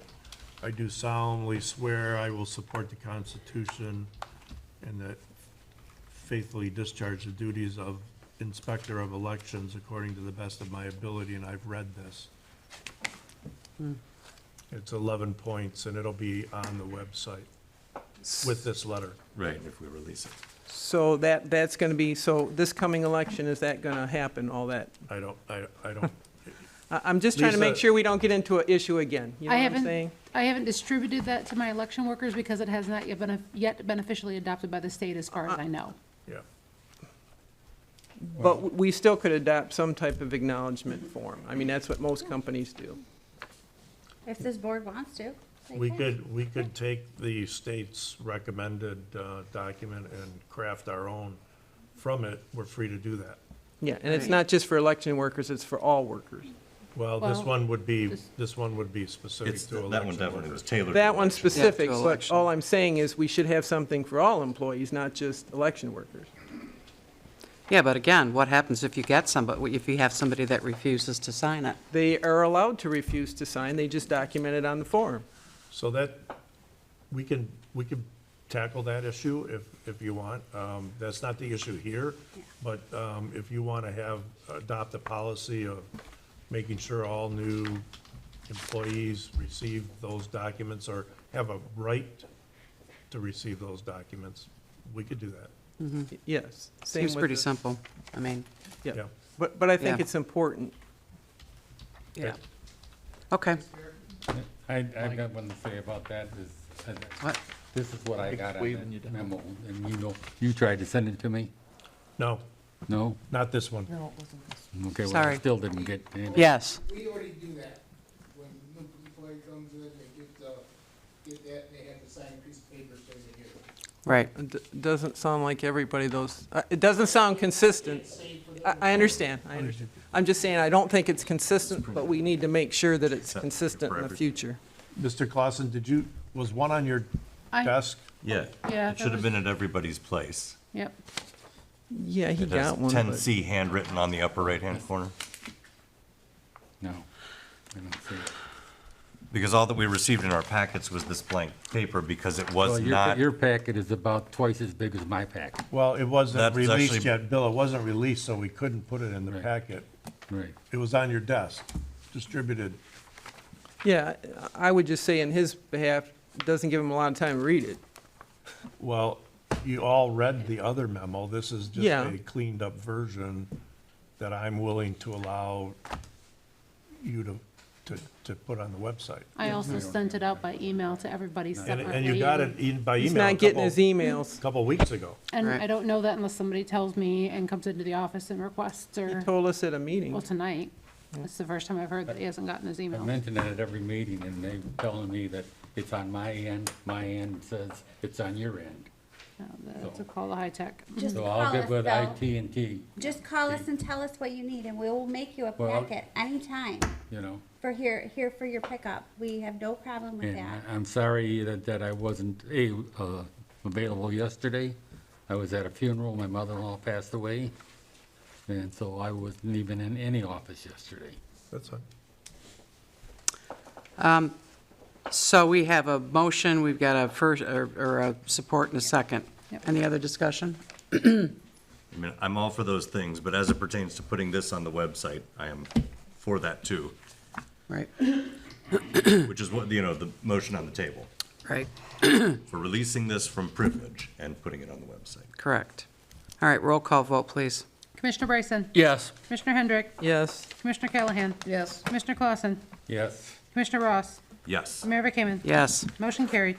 All right, moving on to new business. We have a ambulance millage distribution agreement. Can I have a motion to approve the ambulance millage distribution agreement as drafted between the City of Marine City and Tri-Hospital Emergency Medical Services Corporation? Yes, I make a motion that we approve the millage agreement as mentioned. Support. We have a motion and support. Any discussion? Mr. Cummings, you want to discuss this with us? Talk about this?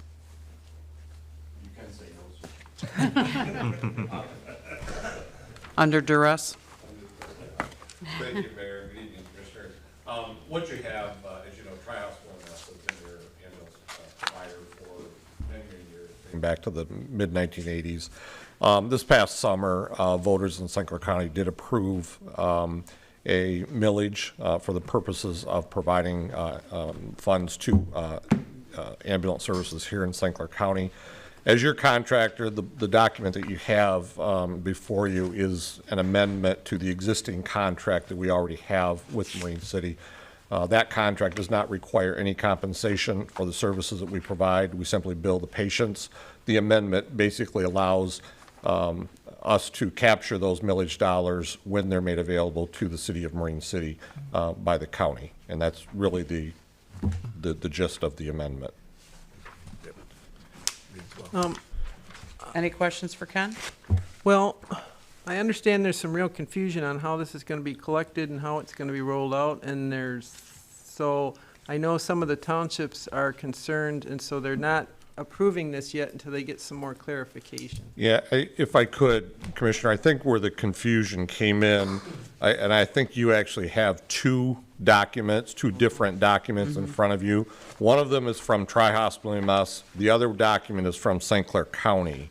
I can't speak to the St. Clair County document because that didn't come from us, but the amendment that we're proposing to you is simply amending what is an already existing contract that we've had for many years with Marine City.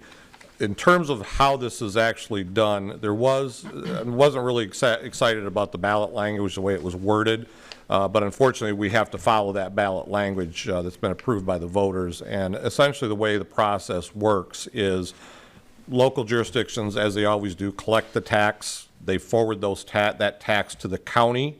Then the county in turn will return the ambulance tax back to the local community.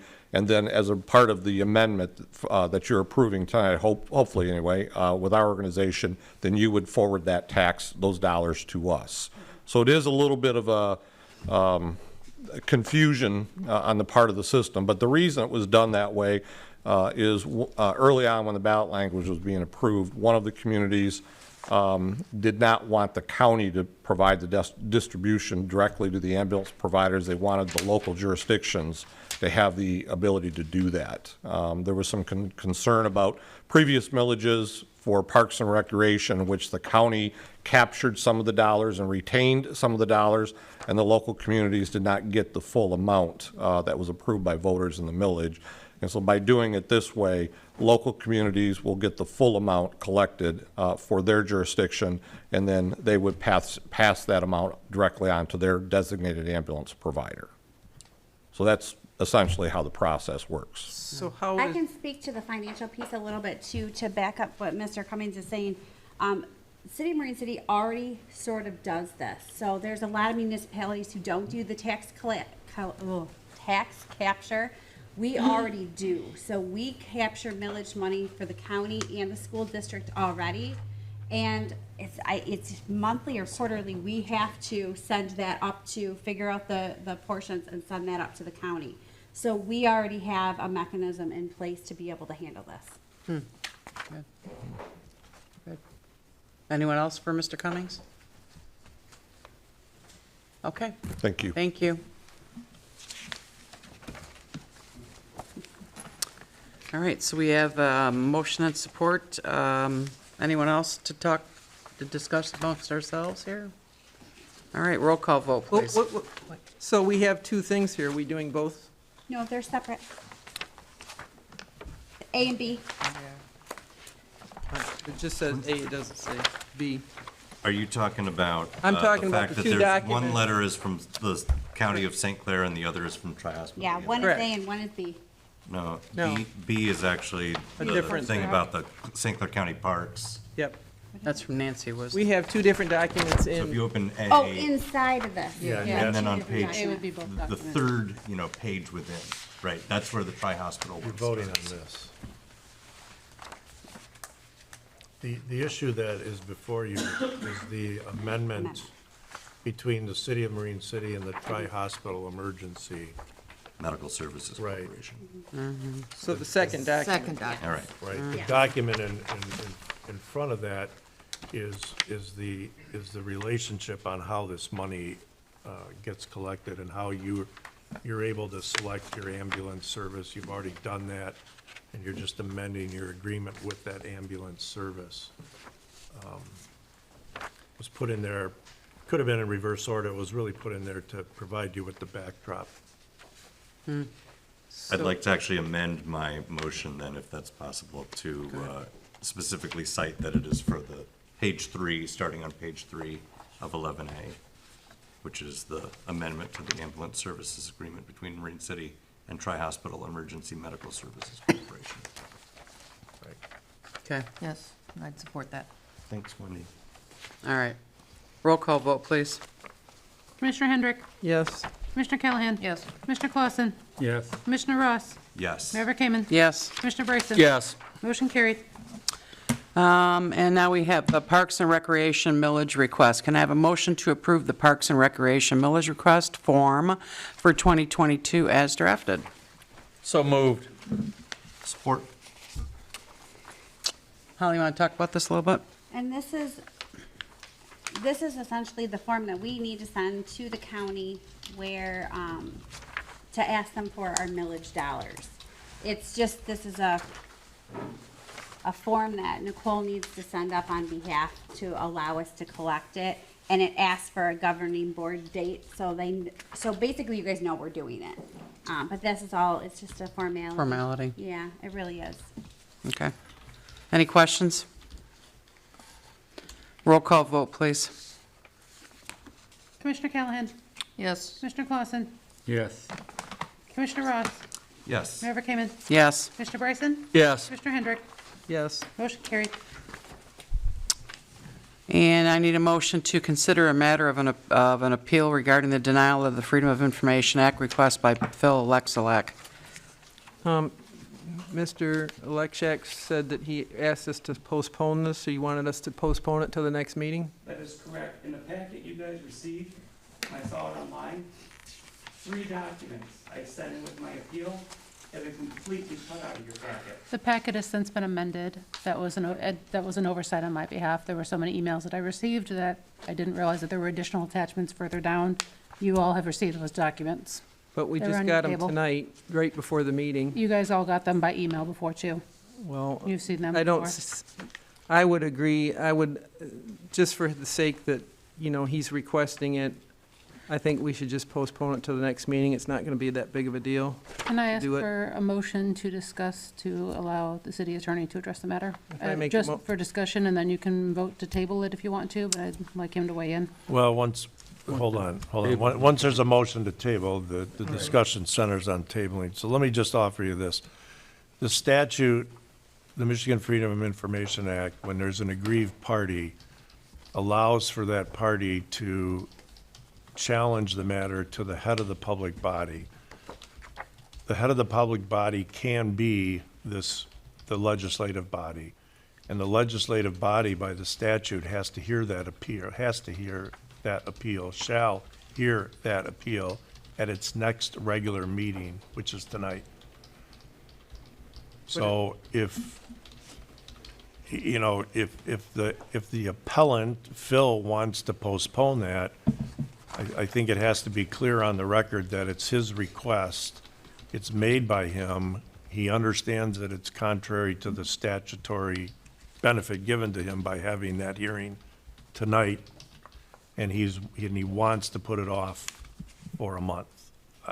But he needs to come to the podium and state that. Okay. I have a question.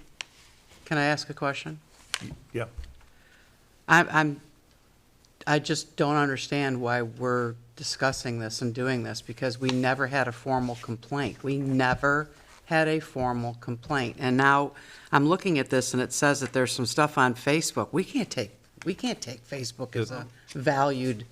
How do we know it's not some fictitious person? Well, if a person believes they're aggrieved by a FOIA decision, they have a right to seek an appeal to the head of the public body. And that's, you have to hear out the appeal, and you have to hear the administration side of the appeal like you did last time. And then you have to vote to either uphold the decision made by the administration, modify the decision made by administration, or reverse the decision made by administration. But the due process would be for him to make his case. He'll stand at the podium, apparently in November, make his case, and then you'll hear from your administration, and then you'll have to adjudicate that appeal. Procedurally, I just have a question in relation to the subject matter of the appeal and the fact that the appeal centers around something, a document or screenshots or something that the city does not even possess. That'll be your response to the appeal. But my question being, if there's nothing to give, then what are we appealing? How is there a decision to That- be made? That under- Procedurally. Under FOIA, if there's no public record, you have no duty to disclose the public record, and therefore you deny the request. But that'll be your presentation at the appeal. Okay. So in other words, if an applicant in the community says, let's pick on Mr. Moran there, because he's a big, tall, strong guy. He submits a FOIA looking for record X related to Parks and Rec, and we don't maintain that kind of a record. Then we have no obligation to produce that record, and we can deny your FOIA because we don't have such a record. So we can't take care of this tonight? You can't summarily breach the appellant's rights to make his presentation by pre-declaring that you're right. So you hear the appeal, you hear from administration, and then you vote. Same thing we did last time. Well, we But I can't do mean, that so tonight, though. We can't I hear guess- his. Well, the appellant is saying that the appellant's documents did not make it timely into the packet, and he's requesting an adjournment, is that correct? Yes, I'm requesting a postponement for 1 month, because 3 of the documents did not make it into the packet to Okay. this commission. They did not have time to really review them, read them properly prior to the meeting. The appeal was sent back I did. September the 13th of this year. I wanted them to be refreshed on it. Okay, so Brian, get your pen out. So the appropriate type of motion would be a motion to set aside this appeal until the November meeting based on the specific request of the applicant.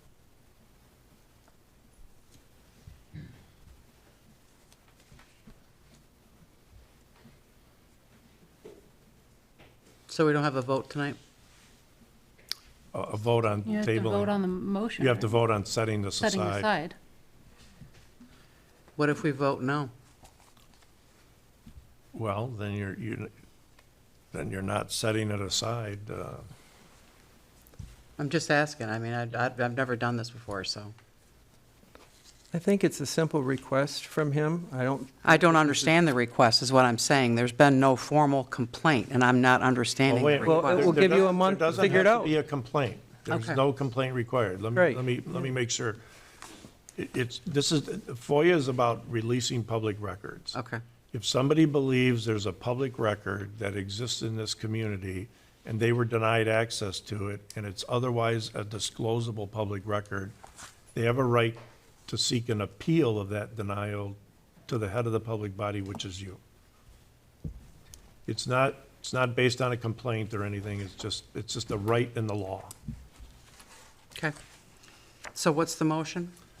Well, I don't So know. no motion has been made. We are discussing, but outside of a motion per se.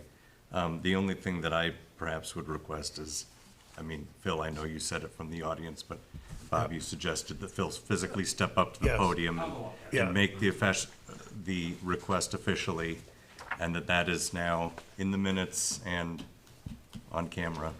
I'm not up on legal jargon, so correct. If I got to word stuff the proper way or whatever, just work with me, okay? Okay. Contrary. Stop right there. Okay, No, thank you. Go. I'm sorry, Phil. I couldn't resist. Go Let me ahead. start. Due to 3 documents not making it into the commission packet in a timely manner that were sent back in September, and the commission only just receiving them quickly prior to the meeting, I am requesting that contrary to state statute, that I'm able to postpone my appeal for documents I FOIA'd until next month's meeting. I want the commission to be up to speed on them. Well Thank done. you. Well done. Can I ask a That you're question? willing to, because again, state statute is that you go. I have a question. So when were they put in I want, shouldn't we have something in there that says that they were put in the packet on, or we received them as a commission on such and such a date. I don't want anybody to think that we You received these an received them. hour fair, ago. we I can look it up. received You them received them tonight, but you received them also back in in September. September. when they Yeah, were we all originally received sent. them as a commission in But September. That's So we've had these month ago. documents since September. Yes, Yes. So we didn't just receive them. They were not in your. they were not in the Well, I packet. haven't We're not- reviewed them Packet. again. Put, And they they were weren't put on your table necessarily- tonight. They were not in the the public's appellate, hands. they were not in the appeal packet. They were Correct. given. But we received them in September. Yes. Correct. Okay, We, the commission only. yes. Well, and I believe Shannon and Holly. Okay, I'm just, My personal opinion is, I think we need to err on the side of caution in respecting Mr. Alexiak's right to appeal. Yep. He has asked for this to be postponed. It doesn't hurt anything. It doesn't bother me to push it off 1 month. I mean, it, So if I may make a motion to set aside this appeal to the next scheduled meeting in November, based on the specific request of the appellant. support. Support. okay. Any other discussion? Roll call vote, please. Commissioner Ross, Yes. Mayor Verkaman, Yes. Commissioner Bryson, Yes. Commissioner Hendrick, Yes. Commissioner Callahan. Yes. Mr. Clausen. Yes. Motion carried. I'd like to make a motion to approve the appointment of Cheryl Verkaman to the Community and Economic Development Board to fill the vacant seat for a business person effective November 30th, 2022. Support. Do you know her? She good? Was this vacancy posted for any other business owner to apply for? It's been posted ever since it's been vacant, Yep. and it was announced here at the commission, at least twice, I think. Been vacant for a while. Yeah. It's been a minute. Any other discussion? All right, all in favor? Aye. Opposed? Aye. So, All right, DPW High Range Lift Truck Replacement Budget Amendment. Can I have a motion to approve a budget amendment for the DPW Superintendent Mike Gitrich to purchase a replacement high range lift truck for the amount not to exceed $40,000? High, okay, you want to talk about this? Mike, yeah. Maybe you should go to the, yeah, thank you. Jason's gonna yell at me. Wasn't for the. If you don't go to the podium. This, as my memo, the cylinder went on this truck and we can't get replacement parts to make it MDOT satisfying. So we're looking at right now, the cost of a lift truck, is actually around $60,000 to $70,000. So we're looking at maybe purchasing a Genie or JLB, which has a higher range and we could do more work with and travel down the road with. That's what we're kind of looking at. They're out there, but they're a high item, and they're here today and gone tomorrow. The ones I did find, I tried to have a hold put on them. They won't even hold it because they go so fast. If you ain't got nothing there, they're not gonna hold it for you. So, that's the story of that one. So this would be a replacement, This would be a replacement. okay? And then Will it's, it act as a replacement? Well, act- It's not the yes. very same Yes. thing, though. Yes. It's a slightly different piece Yeah. of equipment, Right. is your point. yes. Yes. So the question is why don't we have the budget amendment? I can't approve this without the budget Well- amendment. That's what you're asking for. Well, we don't know the price yet. That's what, So basically, he's asking to be able to spend up to this amount of dollars, and then and we will fit it into his current budget under the dollars that is there. We are going to be doing budget amendments in November, December, probably December, which we will do an amendment to increase his budget at that time to accommodate any new expenditures he needs to make, because this is going to use up what he has. But we don't, so it's more of a request for the ability to Right. spend this amount of money now. We will amend his budget in December. But a budget amendment has to be done before you spend the money. But there is money that we can use to buy this now. Future items is what we would be amending the budget up for. Is there money to buy this in the budget? I do believe there is. I have In the money in my, department. I have my money in my department, but it's gonna wipe me right out. I and then understand Yeah. that, so anything else you buy after this would require a budget amendment. All the This way does through, not- yes. This Yeah. does not require a budget amendment. No, I can pull You need this, the money freed up because you have to buy quick. yes. And that's fine, but if we wait till December to get the budget amendment, he's gonna have 2 months where he's not gonna have any money. No offense. There's, That's It'd be true. easier to just do That- the that is budget true. amendment. That's true. I mean, yeah, That's true. it is, but there's only so much time, and we have to do, instead of bringing you 37 amendments, I mean, I can tell you we got a lot we have to do to the budget. We're in audit time right now, that's why we can't be doing a budget amendments right now. We're gonna do one in December, as a whole budget for you with the amendments. Okay, so let me go back again. Budget amendments have to be done before you spend the money. You can't do them after because it's pointless. So if it's not done beforehand, you have a problem. So as we do these things and we spend money over budget, you have to have the budget, regardless if we have 100 of them. They have to be done beforehand, before you spend the money. We're not going Then over the vote no. budget. I understand that, but I'm just saying, even I'm hearing that we're gonna do all these in December. You can't do it that way. You have to do them as you spend the money, okay? That's a auditing We do issue. this, we do this now under emergency repairs. That's When I fine. had, But all I'm saying is you won't have any money for 2 months if we don't do a budget amendment till December, so. Don't matter to me. Don't matter to me. We don't have no Christmas decorations up. We won't have nothing up. Well, It doesn't matter that's to not me my either. problem. It's, we don't have the budget amendment. There's other places, there's no other budgets, there's other line items he can use money for, and he doesn't need to go out and buy another piece of equipment between now and then. Okay, and We the- just cut ahead. any extra spending. We understand the process, Lisa, we do. The other thing is you have to Thank you. specify what line item this is coming out of. So where is it coming out of?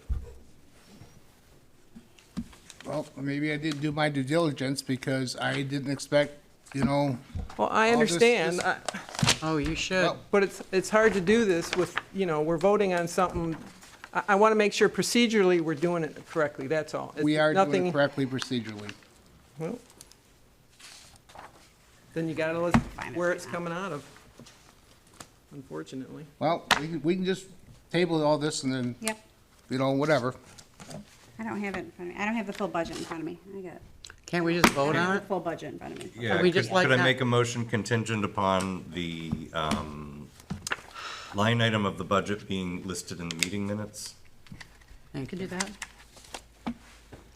Satisfy everyone? Yeah. We And haven't- we then, again, really as don't you have, mentioned, you have the money in your table. budget It'll be, right it'll be now. coming from a couple Right. multiple places, but yes. You have the money within the budget, but you will at a future point. Again, it is a little risky, and I see Lisa's point. But I like Christmas decorations. Yeah. Well, So- this piece of equipment is multitask. We use it all year long. Yeah, yeah. And, For multiple right now, I I was have a being a lot little of, bit silly, but yes, I get it. It's something that you need, and again, I get also that MDOT won't let you replace Yeah. the other one with, you gotta get the specific replacement equipment. I get that too. And there are different places with a piece of equipment like this that's multi-use. We can pull the money from multiple different sources and places in the budget, so we don't have to wipe out one line item. You can play with it based on what it's used for. So that does help because it is a multifunction Just- piece of equipment. Just make sure you Alright. list all of them as where you're getting it. Yep. Are we selling the old one? I'll put it out for bid, but All it we could ain't be gonna is get much. parts, right. I yeah. mean, better off just hauling to the scrapyard for right now. Maybe it's a good engine or something. Yeah, there's something like that, Can't yeah. be Somebody used as might want it. I mean, we still have the obligation to do the process for, Right. We'll do the process. We'll put it up for bid. Disclose that the top cylinder is bad and, it's unusable and unsafe. Any other discussion? Do we have a second?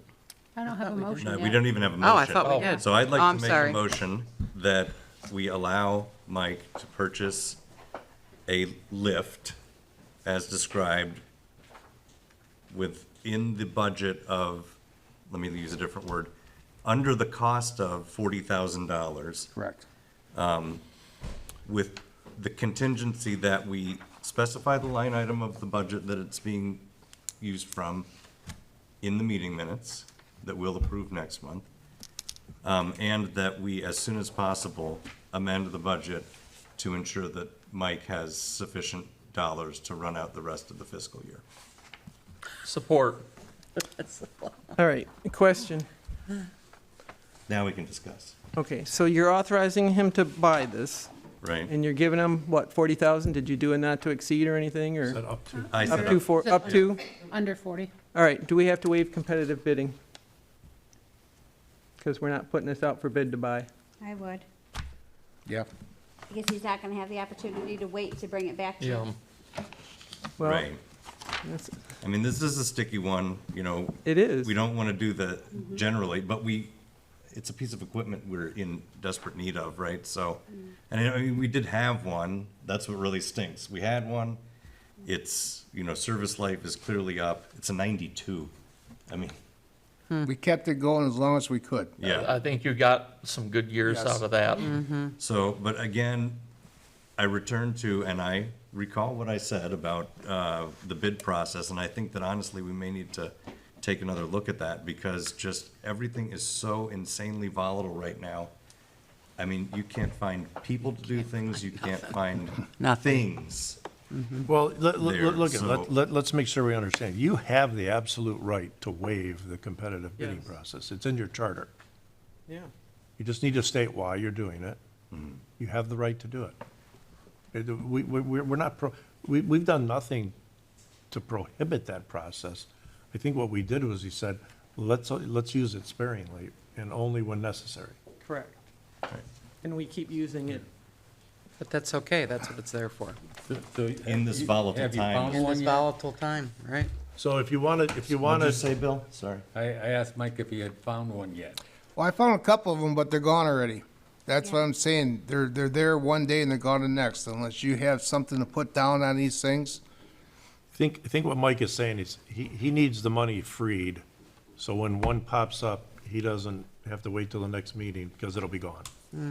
So you probably do need to waive the competitive bidding process. Yes, agreed, and that's a good point. So to that end, though, do we need to do that prior to releasing this money? Yes. Yes. Yes. Okay. Procedurally, yes. All right. So may I table my motion temporarily until we, No, Or why able- don't you, or- yes, yes. no, it has to be a separate amendment. I agree. Or a separate motion, rather, because it also needs to be agreed upon Thanks unanimously. for catching that typo. So I'd like to make another motion superseding my previous one that waives competitive bidding for up to $40,000. No, you just waive competitive. Or waive bidding. competitive bidding for a lift specifically. Support. We have a motion and support. Roll call vote, please. Member Kamen. Yes. Commissioner Bryson. Yes. Commissioner Hendrick. Yes. Commissioner Callahan. Yes. Commissioner Clausen. Yes. Commissioner Ross. Yes. Motion carried. Now you make, Now my Yeah. prior motion, which was, again, for Mike to be able to purchase with a not to exceed of $40,000, a lift. Support. You were the one who supported before Yep. anyway, right? Yep. All right. Roll, Same, a roll call? another roll. another roll Yep. call vote, please. Commissioner Yeah. Bryson. Yes. Commissioner Hendrick. All right. I'm gonna vote no, because I know this will go through, and it's not because I'm against the truck. I'm just concerned about the process that we're following. So this isn't against you getting that vehicle. I know you need it, but I'm gonna let everybody else do the bidding here. So I'm no. And I want that qualified in the minutes. Yes, I'm reading it right now.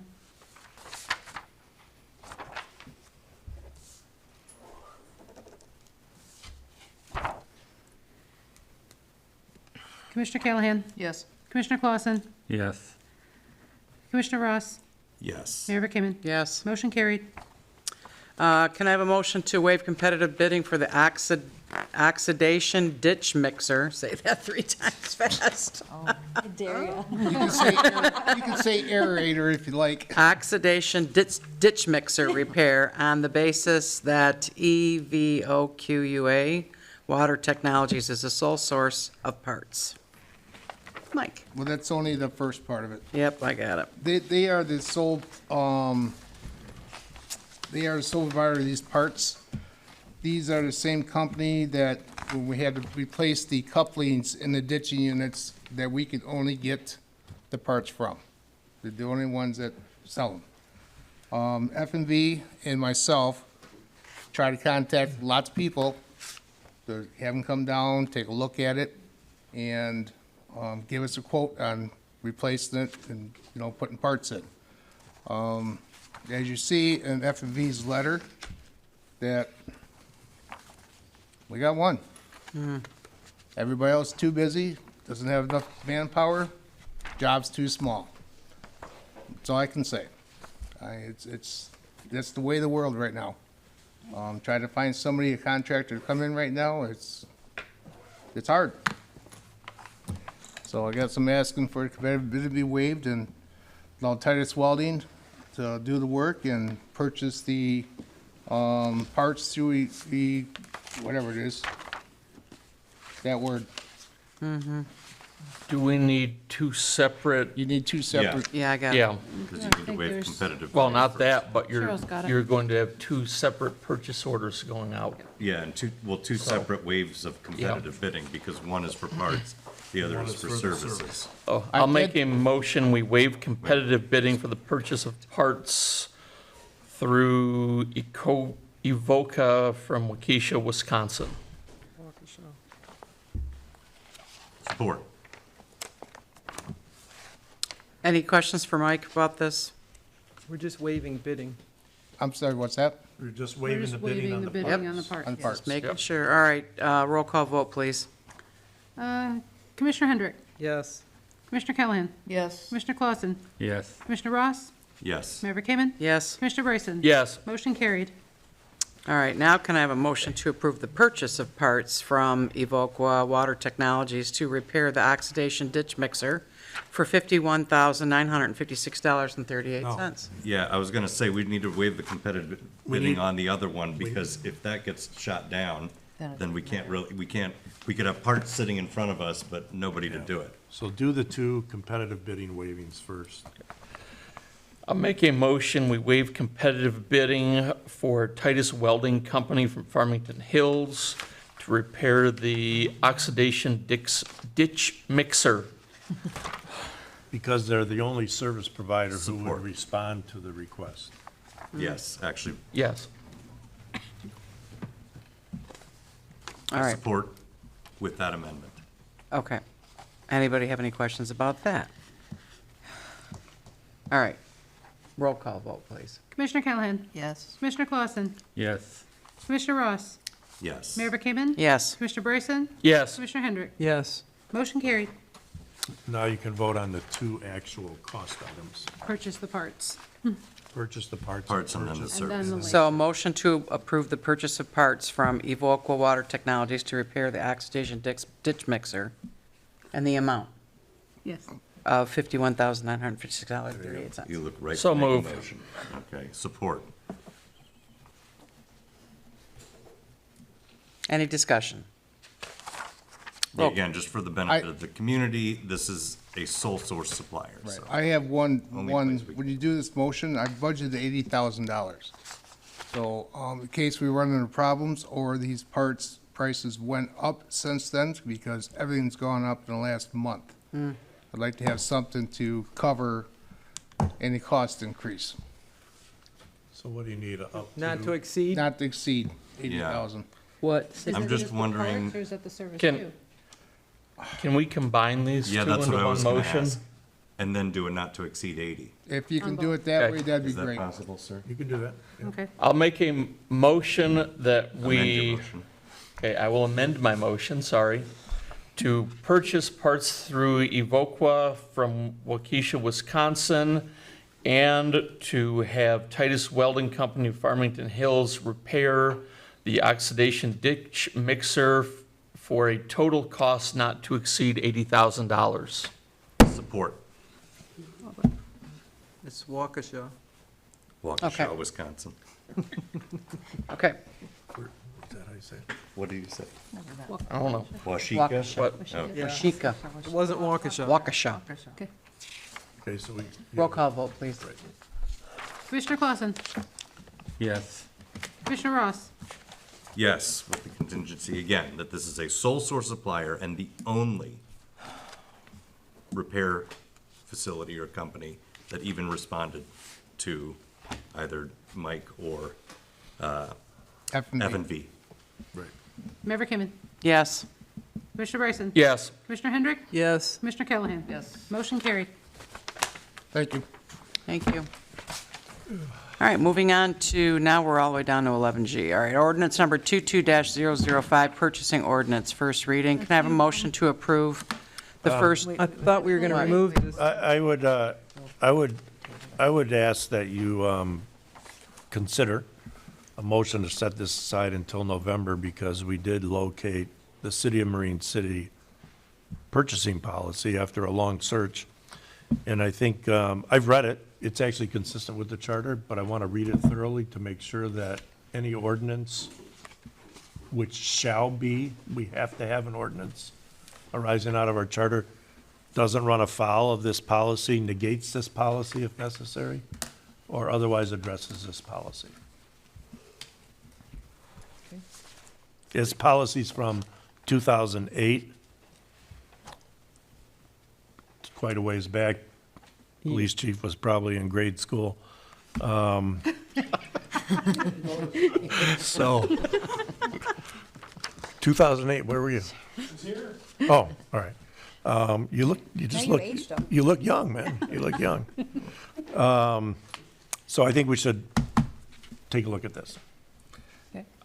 I'll make a motion, we set aside ordinance 22-005 until our November meeting. Support. And I emailed all of you a copy of this today. We've had this for 2 months, right? No. No, we just No, got no. the, Got it today? Okay. we just got the first Disregard. policy Just got it. today. I Disregard. got this, Bob's version you did, but not the new one that we found. yeah, I you. just got it Not the today. purchase policy. Got it. Yes, I almost had it before, I had it before you did, but then you found it. I had it before you. Yeah, okay. I'm not revealing my source. Me neither. Any other discussion on this? Good. All right, so, Is that roll call or all in favor? It's just an all in favor. all in favor? Aye. Opposed? All right. Now, moving on to resolution number 016-2022, the Friends of City Hall, Michigan Gaming Control Board Charity Poker License. So I need a motion to approve and adopt resolution 017-2022. No, wait a second, where is it? 016. 016, oh, for Pete's sake. I'll make a motion to approve resolution number 016-2022 to allow the Friends of City Hall to serve as a service organization and approval for its gaming license, Support. obtaining a gaming license. All right, we have a motion and support. Any discussion? Yeah, this is how these guys, draw a lot of their money and they work very hard at it. It's something that's good for retirees because it's very frequently during business hours, so, in any case. It's a good thing. Yeah, it's a good thing for the Friends of City Hall and it makes money to fix the historic buildings, so, All right. or keep themselves solvent.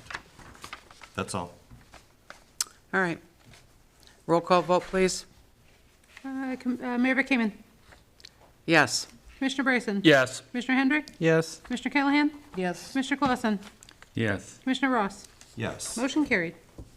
All right, moving down to resolution 017-2022, the Bridge to Bay Bike Path. I need a motion to approve and adopt. Oh, this is This is the part. 017 hang on a second. This is all, my numbers are messed up. Is it 017 or 016? 017. 017-2022, regarding the Bridge to Bay Bike Path. Okay. I want a motion to override that till the November meeting. You want a motion to set it aside? Set it aside, yes. Support. There's too much, I don't have any information on it. He didn't get it. Hold it. Go ahead. There's a motion to table.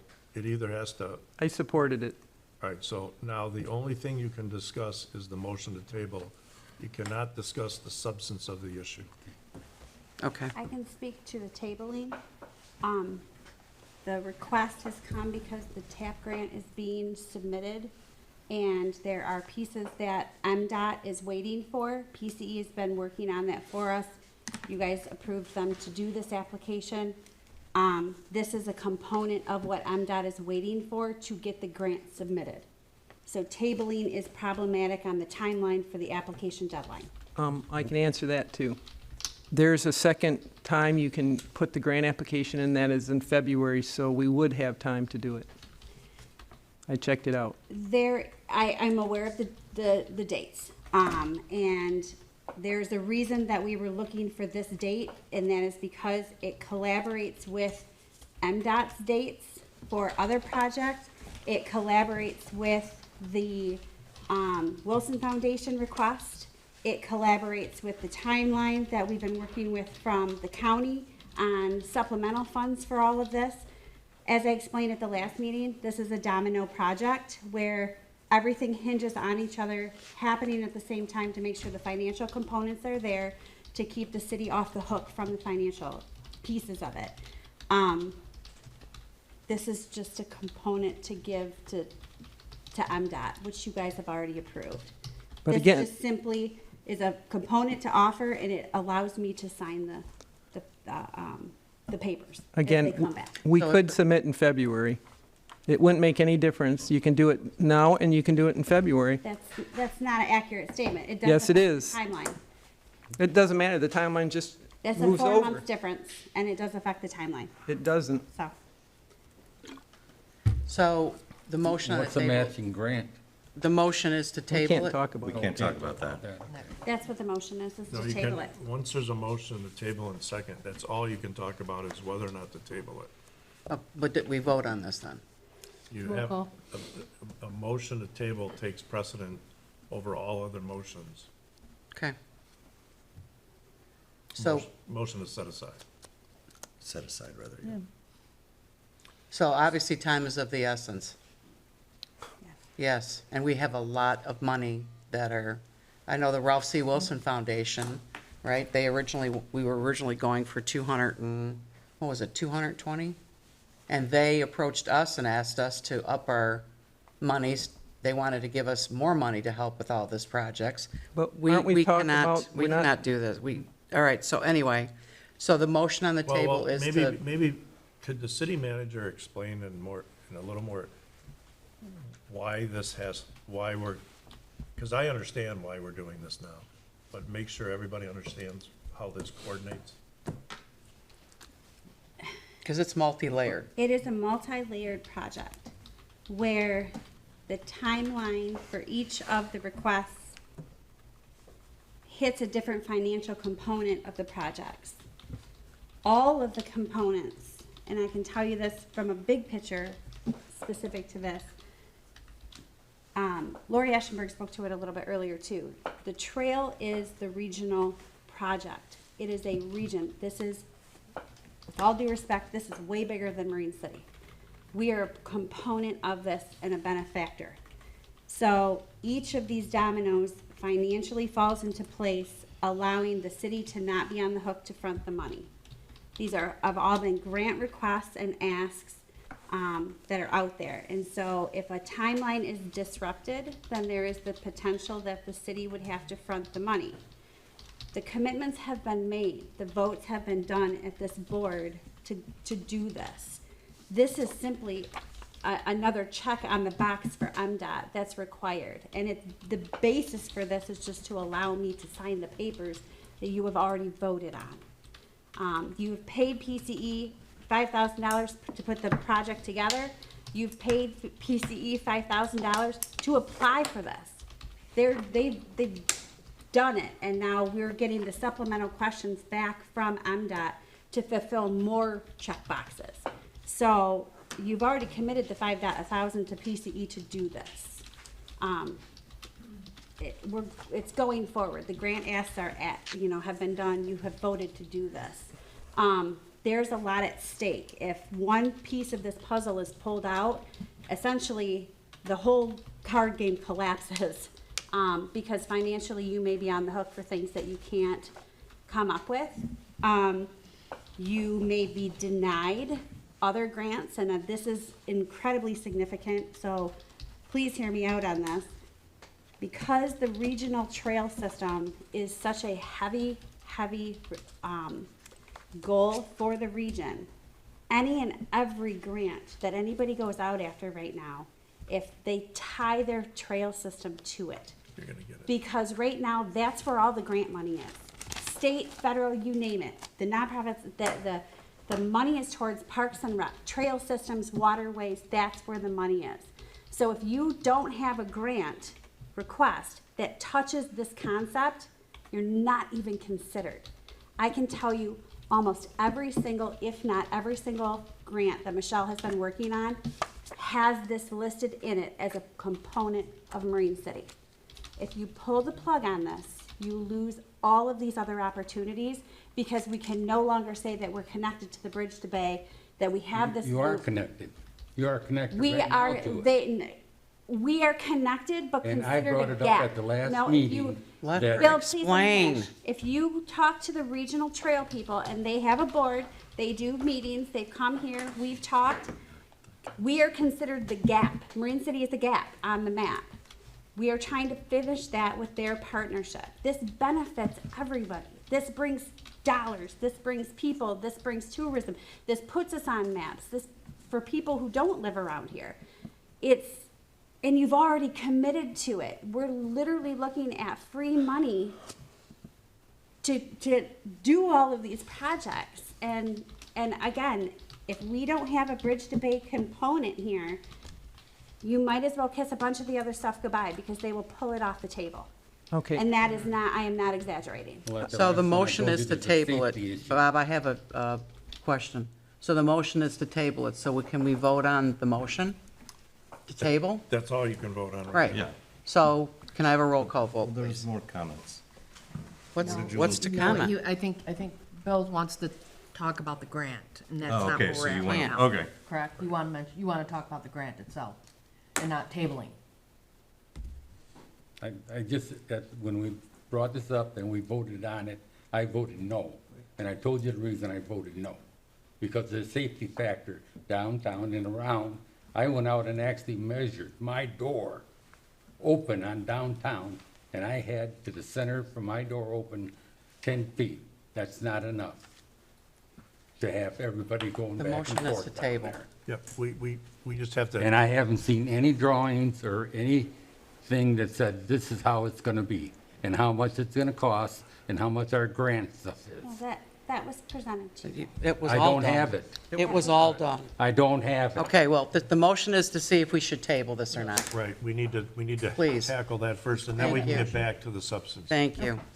If- Okay, Depending on your vote. right. All right, on the motion to vote to table it, Commissioner Bryson, No. Commissioner Hendrick, Yeah. Commissioner Callahan, No. Commissioner Clausen, Yes. Commissioner Ross, No. Mayor Verkaman. No. Motion to table failed. Now you're back to the substance of the issue. We need a Well, motion to there still discuss needs a that. motion to be able to discuss, but yes. Right. Can we take a 5-minute break? Because I think this is going to be a very long discussion. I was So going to, I'm asking, because we've got a couple things on here that are Sure. going to be big. I'll make So- a motion to take a 5-minute. 5-minute break. Okay. Support?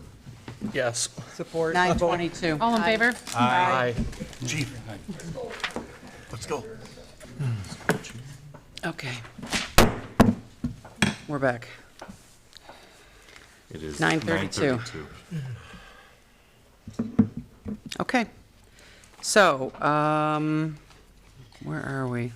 The only thing we did was vote to recess after striking down the, Right. All right, so now I need a motion to approve and adopt resolution number 017-2022 regarding the Bridge to Bay bike path.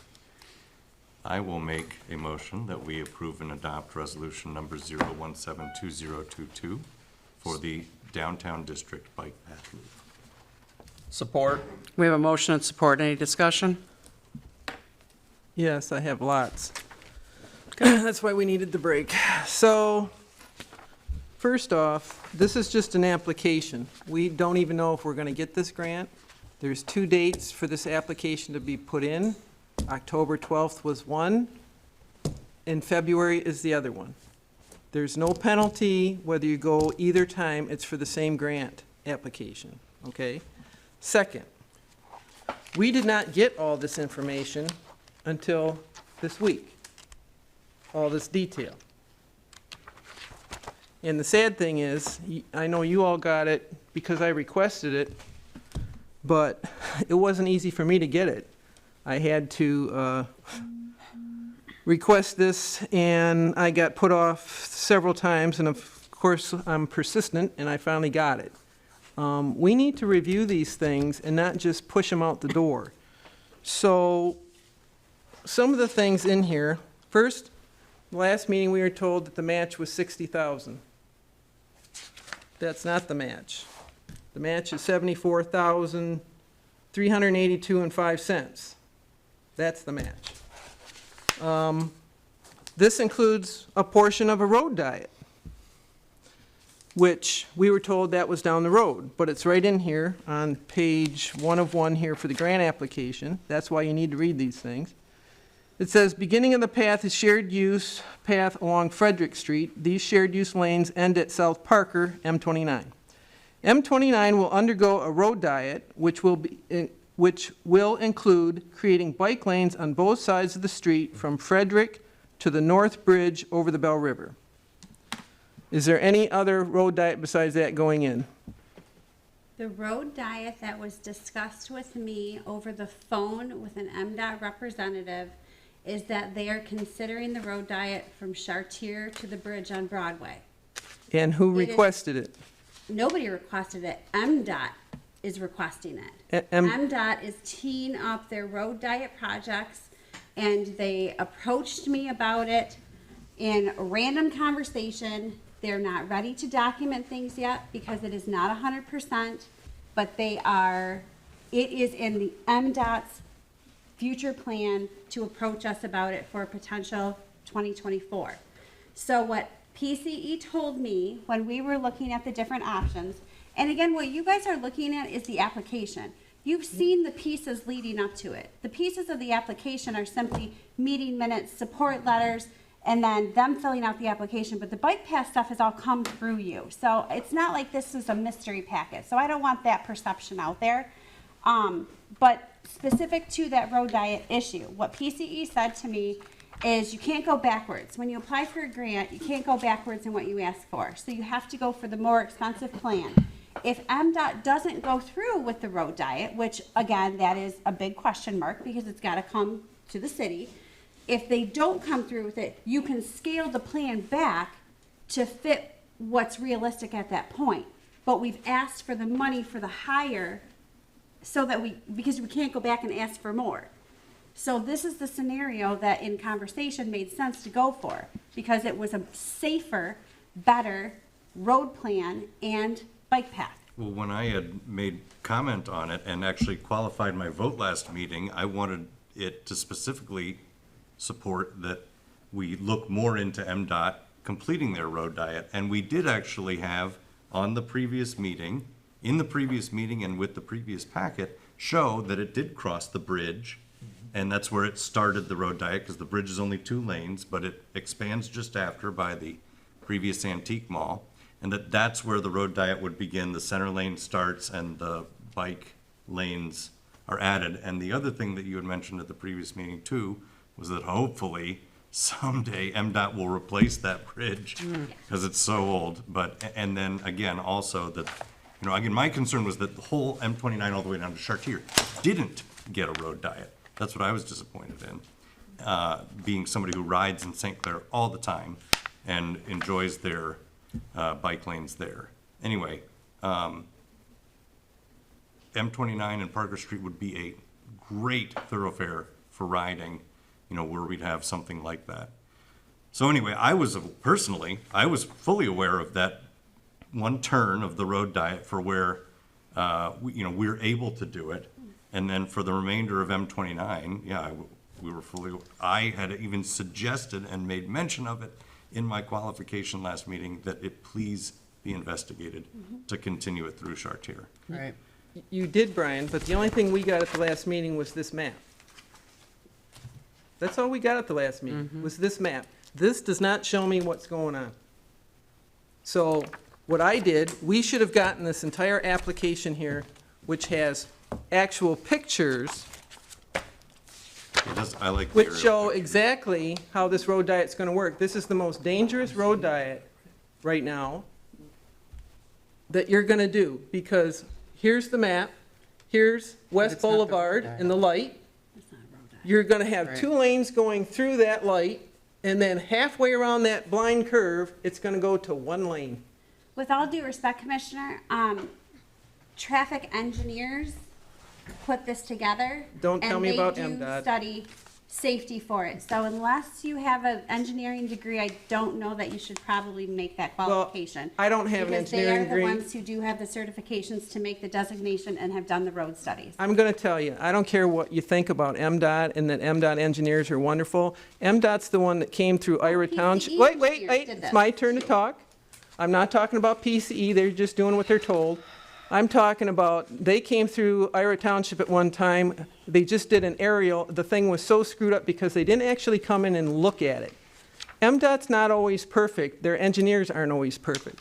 This here, coming around this corner, is gonna be a nightmare. Then you put a crosswalk right in the middle of this. Now, coming one direction, you can see, coming the other direction, somebody's gonna get killed on this. And then it's gonna go all the way to the bridge.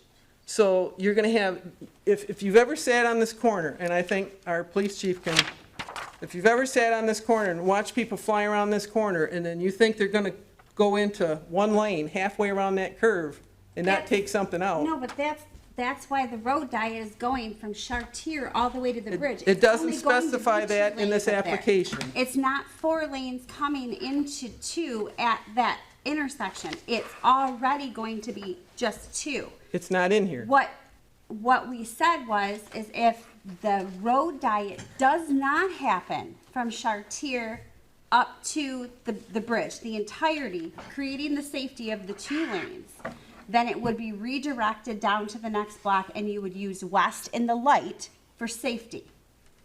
Doesn't But the show road that. diet isn't, Because that's where we can't give MDOT in the application scenarios. You have to give them the best laid plan, and if it doesn't happen with MDOT, you can scale it back. I don't buy that, because here's the thing. St. Clair went through this, okay? So St. Clair did the road diet. They had public meetings with people. They had 3. They had different scenarios that you could vote on.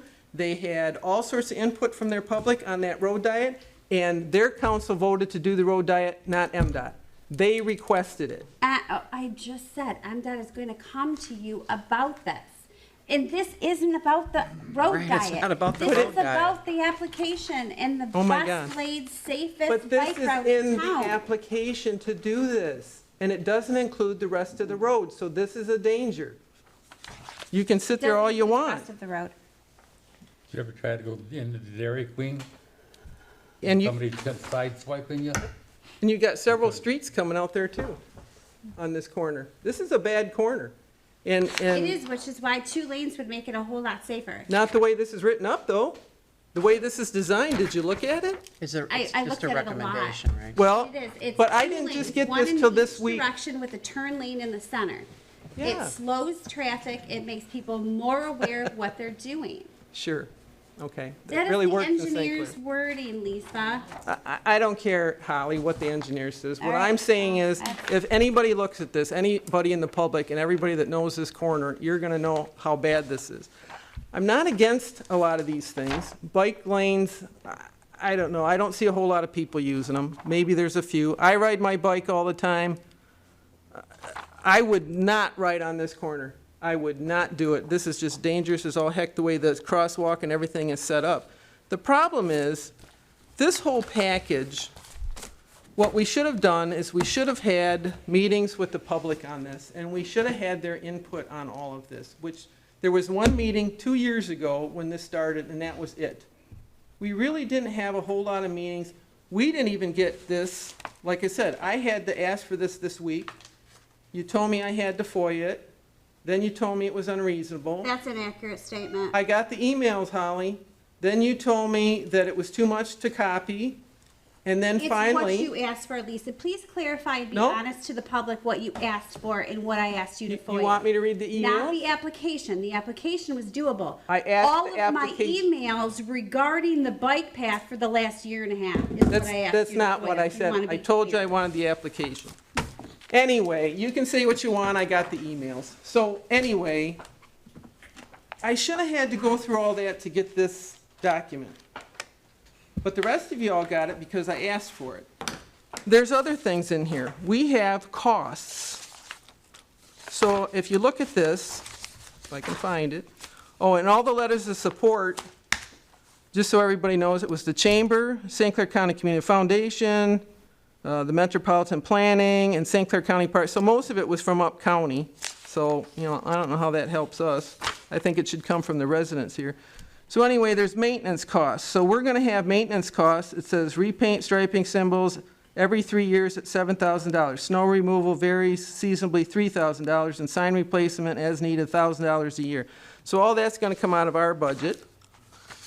And the fact is, these things are all fine and dandy, just like I said about the safe routes to school one that we did, which all of that information was cut out of our minutes so that nobody could see what I said about that. The safe routes to school thing was a bust. And I think this one, unfortunately, I'm for programs. I voted for a lot of different things that we've done in this town. But when we're gonna spend $293,000, most of these, this is the only portion that has a bike lane in it, currently, that's what this says. The rest of it all is a shared lane with the regular road, so there's nothing there. It's just signage and whatever. We spent money a couple years ago to put signage for the whole business loop, which is already there. That allows everybody to figure out how to get downtown, where's the beach is, where all the stuff is. But to spend $293,000 on this, myself, we should be pushing for a splash pad. That's something that our community people can use. This is for, again, everybody else, and it's just too much money. Because like I said, the Safe Routes to School is a big bust, and that was over $400,000. So the match was different. I'm not buying that they're pushing the road diet because, like I said, St. Clair had their choice on that road diet. I'm also not buying the whole thing that you can't put this in February. This is just an application. I checked it out. The 2 dates for the application is October and February. Yeah. Neither one, so you can wait till February. This should have been rolled out to the community so that everybody could see the pictures, the stuff, what they're gonna do. We should have been able to see more of this. Seeing this versus a picture of how it's gonna be laid out on the road is totally different than this. This is just a little line on the paper saying, here's the road. So all these things need to be done. We need common sense projects. I mean, everybody likes to do this. It feels good. They put it on their resume saying, oh, I did this bike path. It was a big grant. But what are we really getting out of it? You know, we're not getting a whole lot out of this grant. We're getting a ton out of this grant. No, we're not. Yes, we are. You can you know- say, again, just like the Safe Routes to School, Ties into a lot of other grants that we have to have that in by November. Right. If we miss that time, we lose a lot We of missed other this time, we I'm missed a telling lot. you, I checked it out, Mike, and that's not true. That is true. You know what? Can I just say something? Excuse me. I think that you are posturing this to delay this vote as a political move instead of voting Trying to push for it what's through as best a for the political people. move. That's what I'm saying.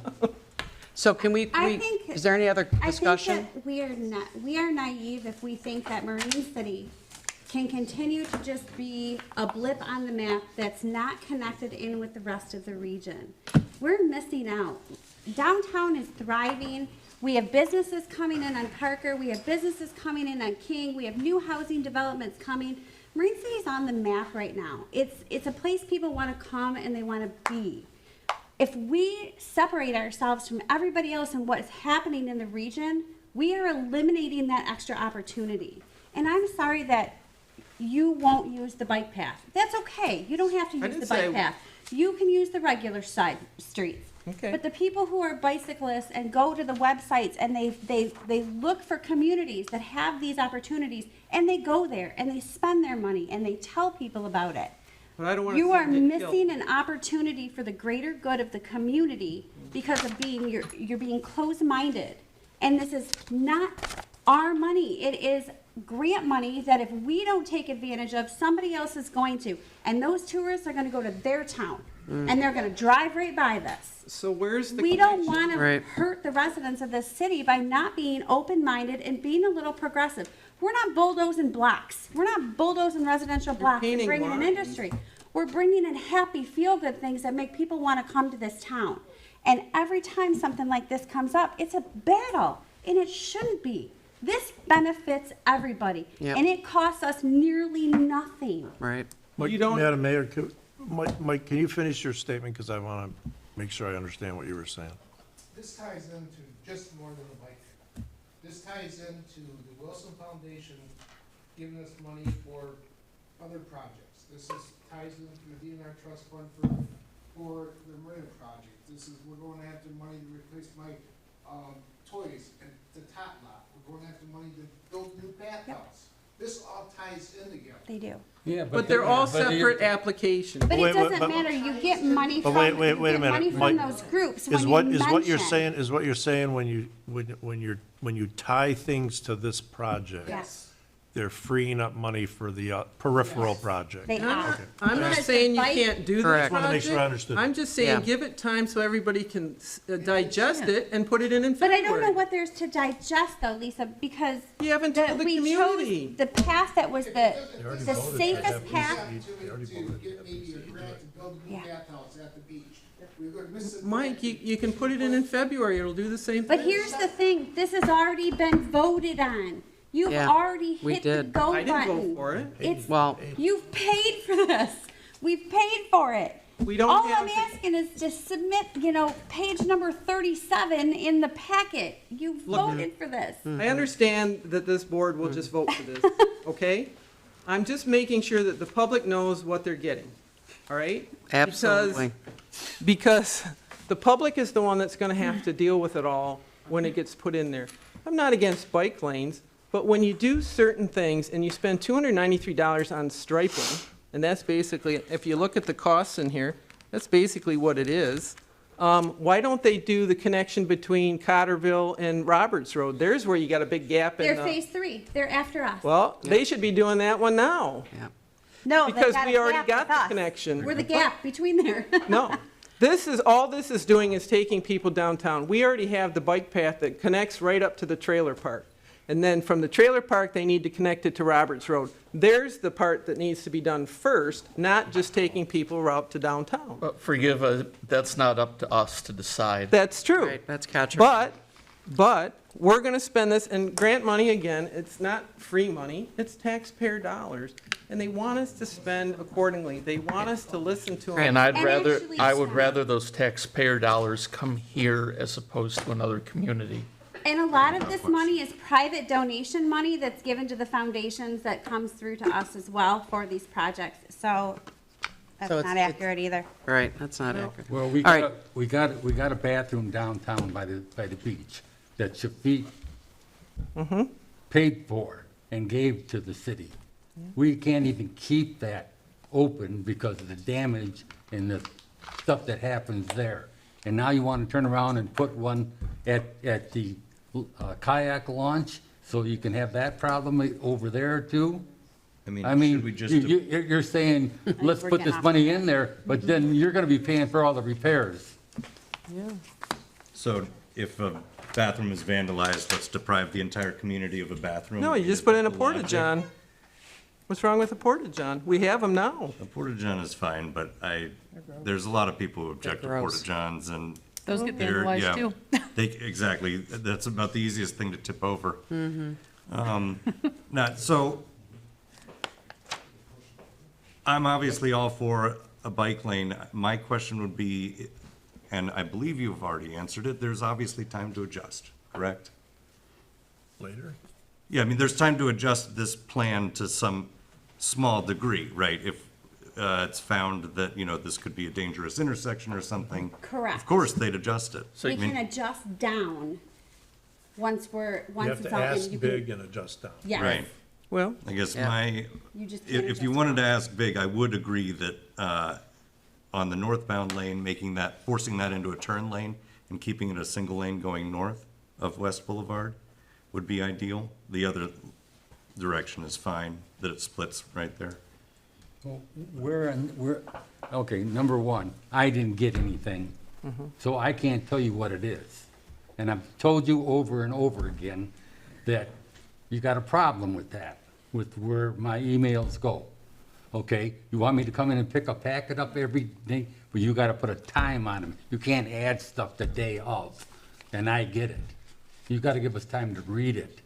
Bill, you have our number. Call us. We've I've- always offered every month. he didn't even. I didn't even know I was at a funeral all day. But you know when our commission meetings are, they're once a month. I don't on the same expect to have Thursday every a month. packet added at the day before the meeting. That wasn't. It wasn't the day before. God. Okay, so does anybody have any more discussion on this? But I'm Because we saying, should vote. is this still gonna continue on downtown Water Street, according to this map? Yes, it's a shame. And again, And then how are you gonna do the safety? How are you gonna do that? Actually, from what I understand from this is the only section that's getting the road diet, and then the rest of it, you share the lane with the car, which people already do today. So you're sharing the lane through all the rest of it, except for, I think, a connection over here and another spot. So basically, you're riding in the road with the cars like you normally would. So that's where I'm talking about. You know, if this project was 50 grand, I'd say, hey, go for it. But almost $300,000, and most of it, you're riding in the lane with the car, and there's a few signs, and I don't know how you justify that much money to do the project. I don't disagree, and I do think that we talked about that at the last time. Things are expensive. That's just the reality of it. But I don't think because the reality of economics right now, we punish the city for something that is a win for everybody, and it's not the dollars coming out of our general fund. Yeah. Well, you don't know. We have the support of these other foundations and everything to give us the money because they understand the cost effects of it right now. That's why the foundations are doing this. That's why there's so much great money out there to help with these projects. They know municipalities can't pay for this stuff. You don't know yet if we're going to get the money to cover the. It's true. And that's absolutely accurate. The grants could fall flat and the whole thing could be blown up. But let those chips fall where they But I mean, okay, so let me just give people an example of some of the stuff in the costs. So we have trash receptacles, $6,300 for 6 of them. Bike racks, over $7,000 for 6 of them. Stop signs, $3,000. Bike route and wayfinding signs, $14,000 just for those signs. Pavement markings, let's see, there's 10, it's installation. 20, of the signs, 30, too. 40, there's about have to go through 50,000 in this? pavement markings. Hang on, I'm still going. Can I just call for a vote? No, I Why have the can't I? floor. That's why. Why can't I call for a vote? Because I have the floor. I'm just asking. After, anyone can call for the question, but not while someone else is. Okay. Continue on. So, road crossings, there's a $4,000. There's a portion of a path, $13,000. A detectable warning sign, $5,800. So I'm kind of wondering if that's going to end up like the Safe Routes to School where they take the thing away. ADA ramps and ramp openings, there's another $12,000, which I thought most of our stuff was done. Remove striping, here's a good one, $20,000 just to remove all the striping, and then we'll have to redo it. Mobilization, there's 22,000. Traffic control, there's 14,500. Soil erosion control, another 5,000. I mean, again, basically, we're just putting some signs out and restriping the road, and you're at 293,000. Well, then we have engineering costs. So we have to pay the engineering cost. We have to pay the matching. You got soil boring, so the engineering costs are 22,000. Inspections, 14,900. Soil borings are 3,500, and construction layouts another 5,000. So do we have to pay those 4 figures there? We will pay, the matching will come through the grant if we get the grant. The engineering costs were dumped on me at the last minute as not being covered, but I did seek in the 11th hour grant funding to secure, to pay for it. How about all overages? I understand we have to pay for all overages, it says in here. So if that comes up, we will have to go back to the county and ask for some more. So that's what I'm saying. So the grand total for this, and you saw what I put in here, it's mainly just pavement markings and signs, $293,000, 640 and 18 cents. I mean, like I said, if it was 50 grand, it'd be a deal. I could actually see that that'd be a good cost to do that, but I'm sorry, this is just too high. So Anyone else? Of that money, 74,382.05 is our match. So that's what we, the community, is paying to take advantage of. And while Plus it's just engineering described- costs. I'm talking. Yeah. While it's just described as signs, in your opinion, it's quite a bit more. There's quite a bit of engineering going into it.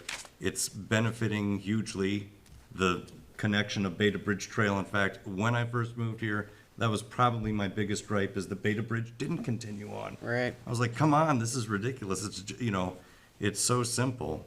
And frankly, the fact that safe routes to school did kind of fail epically, as you say, shame on whoever was here when that happened.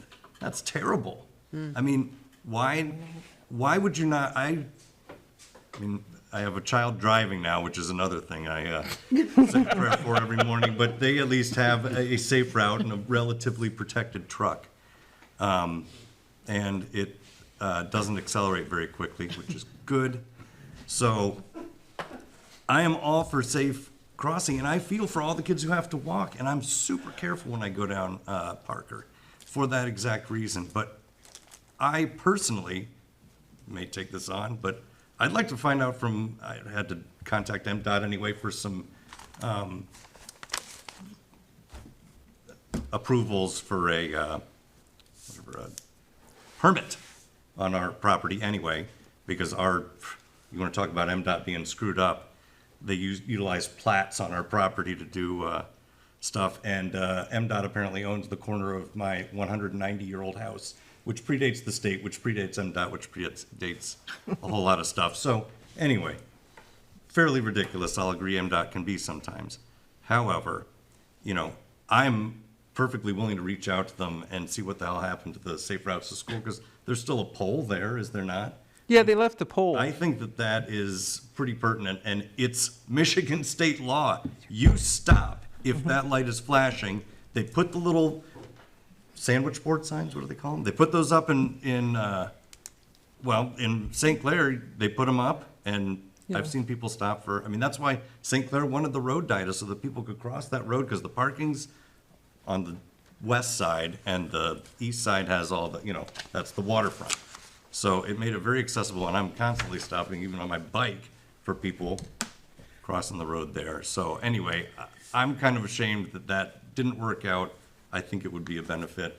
And I think, people start getting pulled over or something for, running that sign, that's terrible. I don't know, my wife went to school in Ann Arbor. The kind of elitist pedestrians in that city, I think people would find interesting. They will walk right out into the street, and it's a very pedestrian-friendly town, let me put it that way.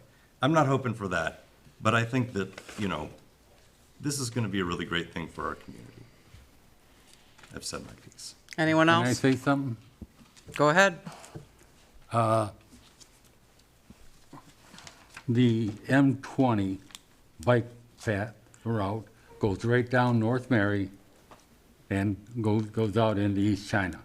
Goes right by my house, and then it comes out to Parker. Okay, they took it, there's no M20 on M29. They took the people off of M29 and brought them down. I see it, don't shake your head at me. I see it every day. They took them off of M29 because of the traffic, and then we want to put them down on M29 again? I tell you, you go look at the signs. Yeah. Any other discussion? Roll call vote, please. Commissioner Callahan? Yes. Commissioner Clausen? No. Commissioner Ross? Yes. Mayor Verkaven? Yes. Commissioner Bryson? Yes. Commissioner Hendrick? No. Motion carried. All right, now getting on to the 2023 meeting schedule approval. Can I have a motion to approve the 2023 meeting schedule as presented? So moved. I'll support to discuss. I don't think we're having a 300 Broadway committee meeting on Christmas Day, but it's just me. That's gonna actually be before. I know, you I already guys got the notice, yeah, but, you know, to I just, reschedule. it's not on the, I it know. was listed as draft, I I'll give know. that to you. Well, but- it's set for Mondays, so we Right. have to do a vote to. Yeah. Yep, yep, Holly, you want to talk about this? anyway. We're just starting, I mean, it's October, we're starting our pre-planning for 2023. Get things out, get things visible. There's a lot of different things going on, there's trainings and everything else. We're just trying to get this out to the public and us so we can all have working documents and go forward. We did pose in here to discuss moving the city commission meetings to the third Monday instead of the Thursday. Our reason being is we have found, after we talked about it last year, we said we would talk about this again. It is difficult to do meetings on Thursdays because we go into the weekend. The execution of the tasks and the discussions that happen at these meetings wait until the next week. It can be problematic. It would be cleaner and easier to have, like most other communities do, the commission meetings at the beginning of the week so the work can be done, instead of sitting. And that, it's standard practices, if you look at most of the municipalities around here, they're Monday, Tuesdays, or Wednesdays. It's easier to execute what needs to be done after these meetings. So. But it's not convenient for the community that knows that these are always on Thursday. I mean. People can adapt. People can adapt. We only It's have 10 one- people it's- the average of 10 people that come to our meetings. Yeah. An average of 10 people. And it's posted. Or less. It would be advertised, like we let everybody know that it is changing to Mondays, like we do everything else that we change. But it's one meeting a month, and if they check the schedule for the agenda anyway, I mean, I don't think it's a lot to ask for, a better execution of the work. Yeah. I think that's the main goal. And, you know, I've talked to a couple of people about, you know, coming on Thursdays, like asking people to, you know, come to our meetings and speak or whatever. And Thursdays is a bad day for a lot of people. There's a lot of people that have kids with sports and things are happening on Thursdays. They're taking long weekends. And, you know, I literally was told, well, if you had your meetings earlier in the week, well, here we go. That's why Mondays would be perfect. What day would packets come? A week in advance. A week in Monday. advance. like you Yeah. normally get So them. we'd have both the week to review it and then the weekend? You'd have Yes. the weekend before Yeah. the meeting. Right, exactly. Much more review time. But here's Well, I mean, the, we get them on Friday, so we technically have the weekend, but if there's any vacation scheduled. But if you get them on a Monday, instead of going into, you guys get them on Friday right now, Thursday by email, instead of waiting a whole week for a weekend for us to respond to you after you review them, we actually have time to be able to have a week to execute, get documents, whatever your requests are, make modifications if needs be. Yeah. Yeah. It just kind of changes the Well, schedule a great- little Logistically, bit. it makes more sense. Gray Top is on the county board, and they have their meetings on the third Thursday or something, because he only can come here, yes, he can't go to those meetings. And He's he not a comes- he commissioner. Comes here. Gray Bill Top. Graytop is not a Not county here, no, commissioner. he's in the county. No, he's No, not. he's not. It's not anymore? No. No. Okay, never Van mind. Bosch is our county But commissioner. I'm He saying, hasn't when been for but their 2 years. meetings are still on the same date, they didn't change. And that's what I'm saying. No, but a lot of. And I've got other communities- units that I work for that doesn't jive with this Monday. I mean, I know Clay Township holds theirs on Monday. but they probably always have. And So there's nothing and I- saying we can't change. right. You have to be Right. adaptable. Well, here's Can the I thing. look for the communities that you work in, Bill, just to be thorough and make sure that I wasn't inconveniencing you, and your committees don't meet that night. So I checked the schedules for the extracurricular groups and the other communities, and it would not be problematic. Well, we shouldn't have to base our committee meetings on extracurricular stuff that we do anyway, because this is important, right? This is why we became commissioners, is to be here, right? Any other questions? Yes. So we have an election coming up, and you know you're going to have some new people on there, and you got to make sure these people can adapt to this also. So to me, I think you should postpone this at least until the next meeting to give those people an opportunity to put in their 2 cents of what's going to happen with the meetings. I think that's only fair. Anyone else? I don't do a roll, do I do a roll call on this? Yes. But it's just, I'll make a motion to postpone this until the November meeting to give those people the opportunity, because I think that's fair. I thought we had, did we have a motion on? It doesn't matter. On the Takes table. precedent. What? The motion is Motion. to Motion to suspend or table. to table. To table? Table. Yep, Yeah. If Takes it's motion seconded. over everything. if it's Okay. seconded. If, Even if another motion's already been made. Even if it's been made, yes. Yep. Is there a second on the motion to set it aside? I'll second it.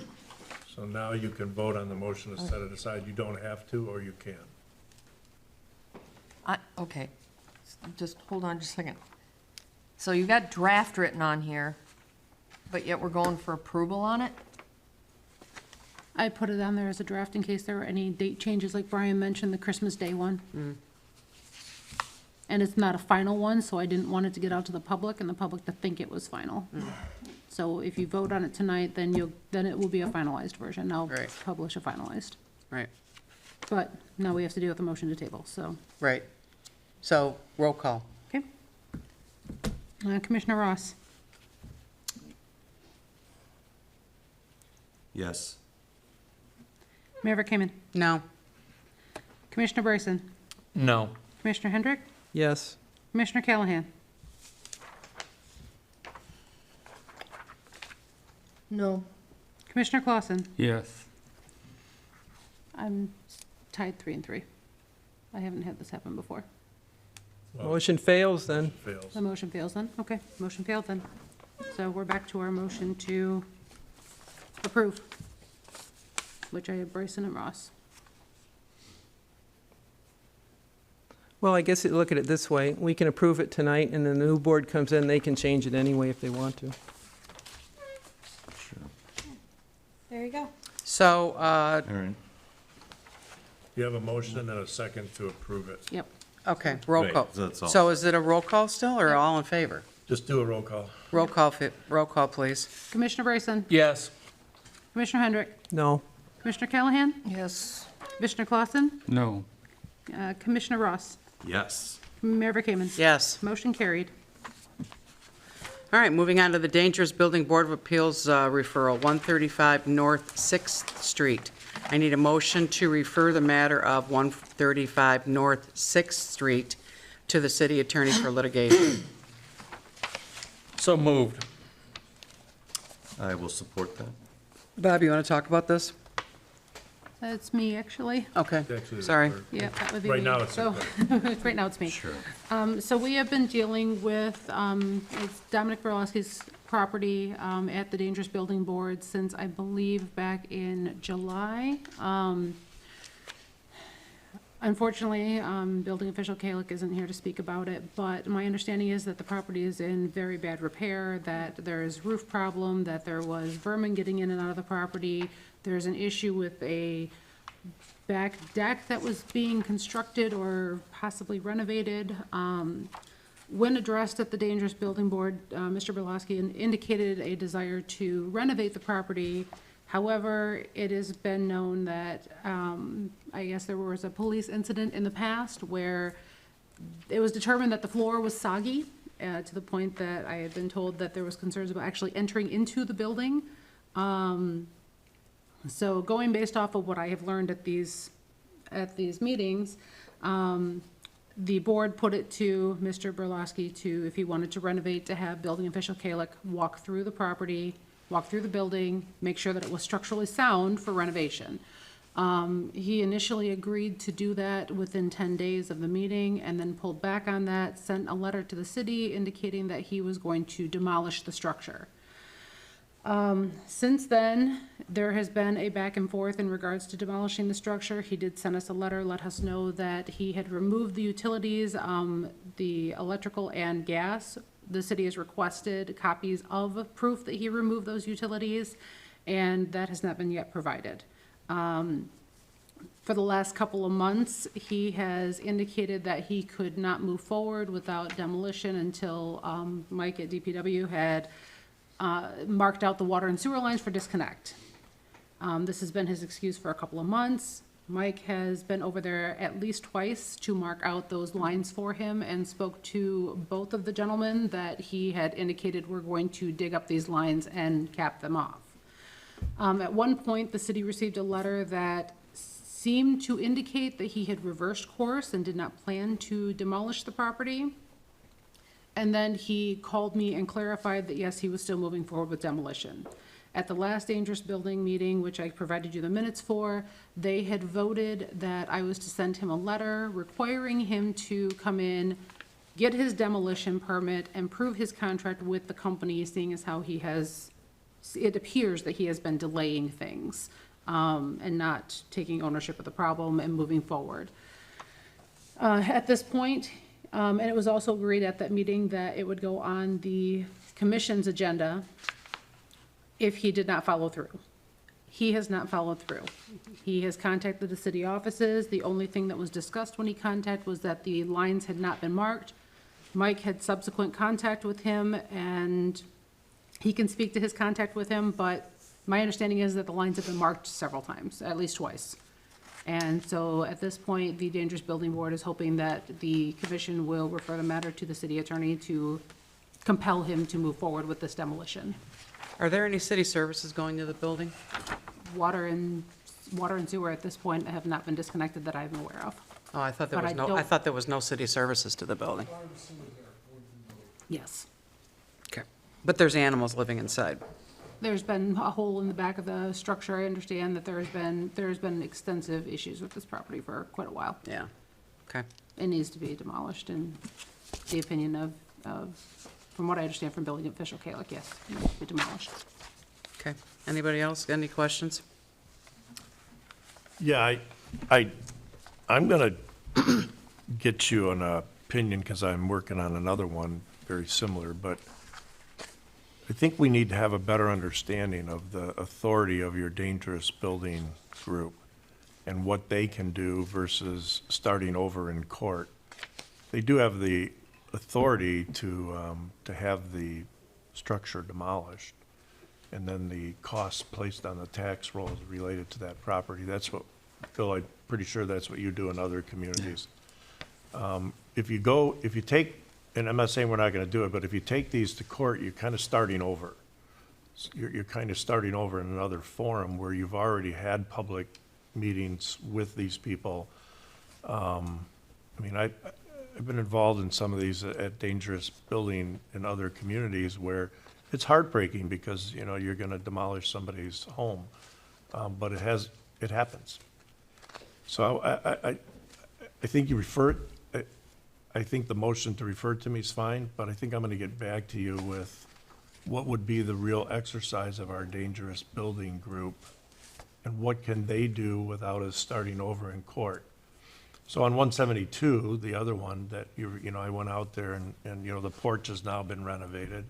So some of the things that were, you know, so I've been kind of tracking that one a little bit, but I think we have to carry through with the authority of your dangerous building board. When you get to court, one of the things a judge looks for is whether or not you've exhausted all the remedies you had at the local level before coming to court. So I think we need to look at that. But why don't you refer it, and then let me get you an opinion on what we should be doing? If that makes sense. So it would be still to refer it to you? Yes, and then I'll get you a response. But it wouldn't be necessarily to do as. To analyze this litigation. requested, which was to file a court action to compel them. Why don't we- So we would not be doing that. Analyze litigation. Okay. Which would be compelling you to make a write-up about it. Right. Okay. Okay. Anybody else? I mean, and by the I way, drove that's by the that's why the appointments to your dangerous building board are categorical. right? I mean, they're by, for lack of a better word, they're by trade, right? You want, yeah, so, I mean, it's a very important board because you want people of certain characteristics to be on there. Yeah. I think one of the concerns that they had with actually compelling somebody was the cost, and then also it seems that there's a story going around that in a neighboring community, the Dangerous Building Board went through, compelled somebody, forced somebody to tear their house down, and then the city had to bear the cost of rebuilding that house. So I think they were a little unclear on, as far as the, Okay, I what understand. they're, so yes, I understand. an attorney opinion would definitely help, I believe, so that they Yep. know the ins and outs of Yeah, their. but it's, their it's hard practice. in the building code and stuff, because the building code says that the building has to be in the imminent domains of collapse. Yeah, it's a high standard. Right. It's a And if high you- standard. And if you can't prove that in court, then you're gonna pay for the house. But the building code says imminent domains of collapse. And I think one of their kind of logical thought process behind this was that sometimes once you get the legal wheels moving, sometimes that compels people on their own when you start It does. involving attorneys and judges, and sometimes they decide that they don't really want to go that route, so it's kind of a, It does, but I can also tell you this, circuit court judges are not quick to yeah. tear someone's house down. Yeah. Now, is the water service there? I mean, can our DPW go over and shut that water service off? If they didn't pay the The water water? is off. Water's turned off, it's just not disconnected not for disconnected. demolition. It's off but not disconnected. The site isn't ready for demolition. Yeah. Okay. He has not come in and got a demo permit as they've instructed him to. Okay, because in that resort, it says that you have to get a letter from Edison, Yep. the gas company, and the city for the sewer and water that has been disconnected before I can issue a demo permit. We have asked for those letters, that's why we're asking, we were requesting, or they were requesting Bob to get involved, is because the city has gone through and asked him several times for these letters, proving that he's disconnected these services, and he's pretty much stonewalled us. Okay. Well, I usually Anyone get else? those letters from the DPW. No, I mean, Because the DPW is, or Public Works, whatever you want to call it, they go out and check and make sure that when they plug it right, and they also go out and look at it, that the water is disconnected and it didn't destroy the cork or the Right. connection there. I mean, in regards to, like, our DPW wouldn't have anything to do with consumers or Detroit Edison, so those are the letters we're looking for, because he told us those services were disconnected, and And we have they're no proof yet. Anyone else? not. We're good. All right, roll call vote, please. Well, we have to make. We don't have a motion. I thought we did. Yeah, refer No. to city attorney to analyze litigation. I guess if Suggested. we're modifying, we need to modify the motion. Or Can I make amend. it? Yeah, go Yeah, ahead. you may. I'll modify my motion to refer the property to the city attorney for analysis Of litigation. Of of litigation. Support. Brian, okay. Roll call vote, please. Okay, Commissioner Hendrick, Yes. Commissioner Callahan. Yes. Commissioner Clausen, Yes. Commissioner Ross, Yes. Mayor Verkaman, Yes. Commissioner Bryson. Yes. Motion carried. All right. Moving on to the election security grant, I need a motion to permit the city clerk to spend no more than $3,000 on election security, which will be reimbursed by grant funding from the state of Michigan for election security improvements. I'll make a motion that we permit her to go out for the $3,000. Support. Shannon, you want to explain what the grant is and what you're going to do with it? So the state of Michigan has authorized a grant for $1,500 per precinct. I provided in your packet a list of examples of what the grant money could be used for. And it's, you submit your receipts for your project. They pretty much leave it up to the clerk as far as what we need, what I need. I do the project, submit my receipts, we get the money back. It's pretty simple. They've had a couple of webinars on it to explain. People have gone through and asked a variety of different questions in regards to what could be covered, and this is the list that the State of Michigan and the Bureau of Elections is kind of, and then Election Source is kind of put together. So you want to, I'm sorry, you want to make a secured area for election equipment? Unfortunately, right now, our election equipment is kind of housed in a couple of different places. And I've worked with Mike on a plan to be able to, and I get a little grief from Holly about the organization because of it being a little chaotic. But in this back room, Mike is going to, or could construct a, what do we want to call it, like a closet or kind of a storage unit in a way that would look very nice, and all of the election equipment and records and files and everything could all be put in there to where it could be locked up, secured. We've kind of discussed plans. I don't actually have plans, but that's the thought process, and that is one of the covered items for reimbursement. And then anything left over, I do have a need that I could buy a couple of ballot bags and a few other minor things that are included on the list. Right. You think you could cover that for under $3,000? Yeah. Okay. Make sure it's block the ceiling too.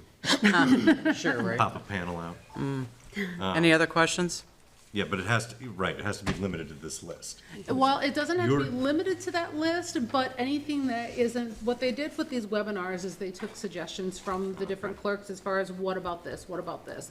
They said if you come up with something outside of that list, that as long as you kind of run it by the Bureau of Elections, I believe the woman's name is Alicia that's kind of spearheading some of this. She did the webinars. As long as you run it by her and you can tie it to election security, then it could be something not on the list. But I liked the idea of having a secure storage area to where all election equipment, documents, tabulators, everything could all be in this and locked up all together. I was just reading the expenses eligible thing, but yeah, that's good. Yeah, Thank you. it's pretty extensive. Do they have to be on site where the election is, or can they be somewhere else? My understanding is that it doesn't really necessarily have to be on site. However, I mean, I don't know why we would store our election equipment somewhere else. Well, I know in one of the big cities that I work for, DPW brings them over from a locked, secure building, and they set them up, and then they come back and take them down and put them back in the building. Yeah, our DPW That's is why I was great. They letting- come over and, But they're changing the laws, so. yeah. Could just be in there, right? Our DPW is Yeah, right, fantastic, yeah. and they come over and they help me set up the elections, which is wonderful, and I appreciate immensely. But I mean, I think with us having the space for this, having it on site just makes sense.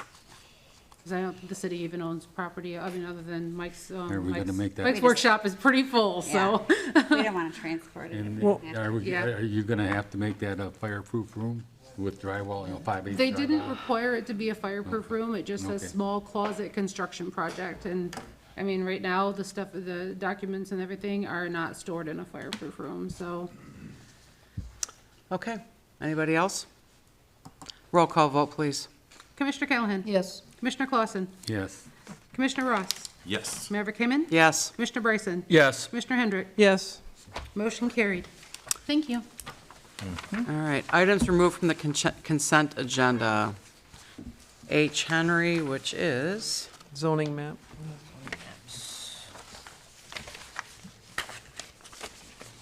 This is Your zoning zoning map K. map.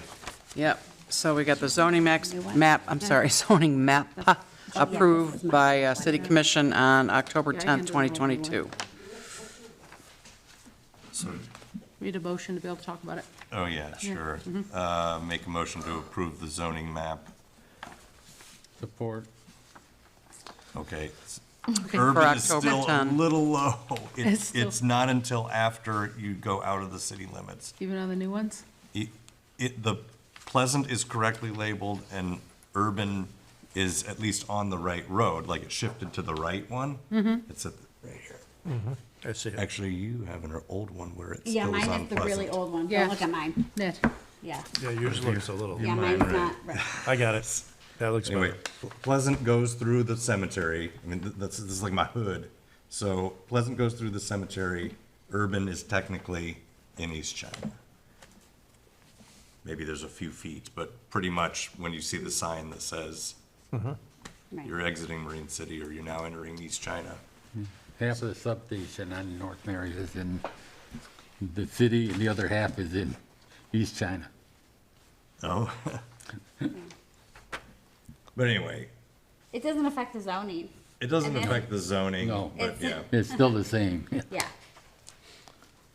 You should correct though. and it's If already. we could correct it, it'd be awesome. Well, I can ask him to try to Squeeze do it it a in. little bit better, but just so everybody knows, this has already been approved by the planning commission. This was a pass-through to you to see it, but the planning commission has discretion for the zoning map. So this is already an approved map, but I can fix a road name. But Quarter it's- inch up. Yeah, but the zoning is what it is. Okay, so the reason why I pulled this out, I just wanted to, I wasn't able to attend that planning meeting, but I did hear from some people that when the public hearing was held, they weren't able to see a before map and an after map, so that they could actually see what changed in the zoning. Is that correct?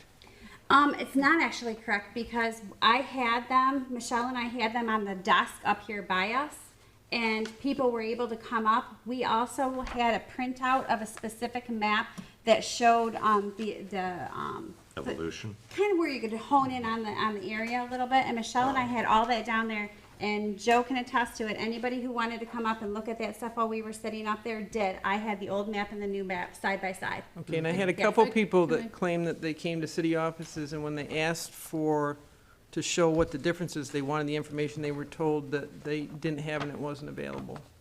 I can say that's not I'm just- accurate as well. I'm just passing along. I what- left I just wanna all of the speak to that. documents on the counter. Could you tell me who it is? Because I'd be happy to reach out to him. I'm not gonna do that at a public meeting for. Okay, Oh. well, then I will say that all of the documents, including the versions that I've talked about, the new, the old, the honed-in pages, were all put on the counter up top as we were supposed to do. And we did have many residents come in, Yep. look at it. We had many residents call and ask questions, and I was very excited. I think I even made the comment to Joe and at the planning commission, the public involvement was excellent. Yeah. It was excellent. It's exactly how it was supposed to go. People weighed in their ideas. They came in and asked questions. It was a very good process, very public, transparent process. And I can say also that I believe the draft and the before were also posted under public notices on the city website. Yes. Right. In Where they could be color? pulled- Yeah, Yes. yeah, to where they could be pulled up and viewed. All right, I'm just asking the question. Yep. That's the only reason why I didn't pull that out. Oh, well, it's gonna come in handy for something else, but, Still have That's to all act on it. yep, Yep, can we, We have to approve it as a agenda item. yep. right, so we need to approve it. And then, I guess, yeah, so, did somebody already make a motion? You made a motion. Yeah, I made the Joe motion, right, right. seconded. So can I amend my motion that we approve it with the movement of urban up into its proper location and the placement of the link to that public notice in the minutes? Would that be possible?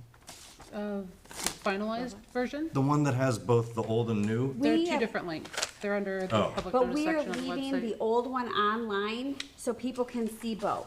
Okay. We are doing that, so people can see the before and It's after. noted in the minutes. Yes. The old and new will be online. Yes. We are doing Call any of us if you have an issue or the city offices. Okay. We still have to vote. Point of order, is the motion to approve? I just amended my motion and somebody needed a second. We're just approving. We're just filing it. Approved. It's Yeah. already been approved. We're just approving the agenda, the item as a consent From agenda consent. item. Do we need to do just receipt and file then? Yeah. Was approved as a consent Or- agenda item. Yeah. All right. So it's an all in favor? Yep. Okay, all in favor? Aye. Opposed? All right. Moving on to the purchase of 303 South Water Street, the purchase agreement. Holly, you want to talk about this? Well, we need a Well, motion. you're gonna hand Oh, out I'm the sorry. redacted, right? Yes, we need a Mr. motion. Unredacted, rather. So let me get the motion down and then I'll hand you your packets. Okay. So who's gonna make the motion?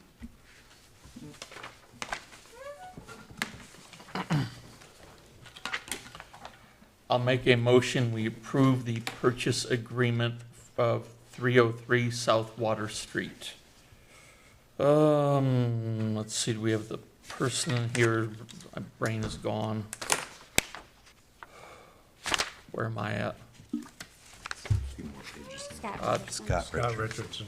To Scott Richardson. Wow. Support. I gotta find my thing. Pardon? Is that all it is? Give me one if you have an extra, just to make sure I have it all. Okay, just in case. Thank you. And I can speak as she's walking. Thank you.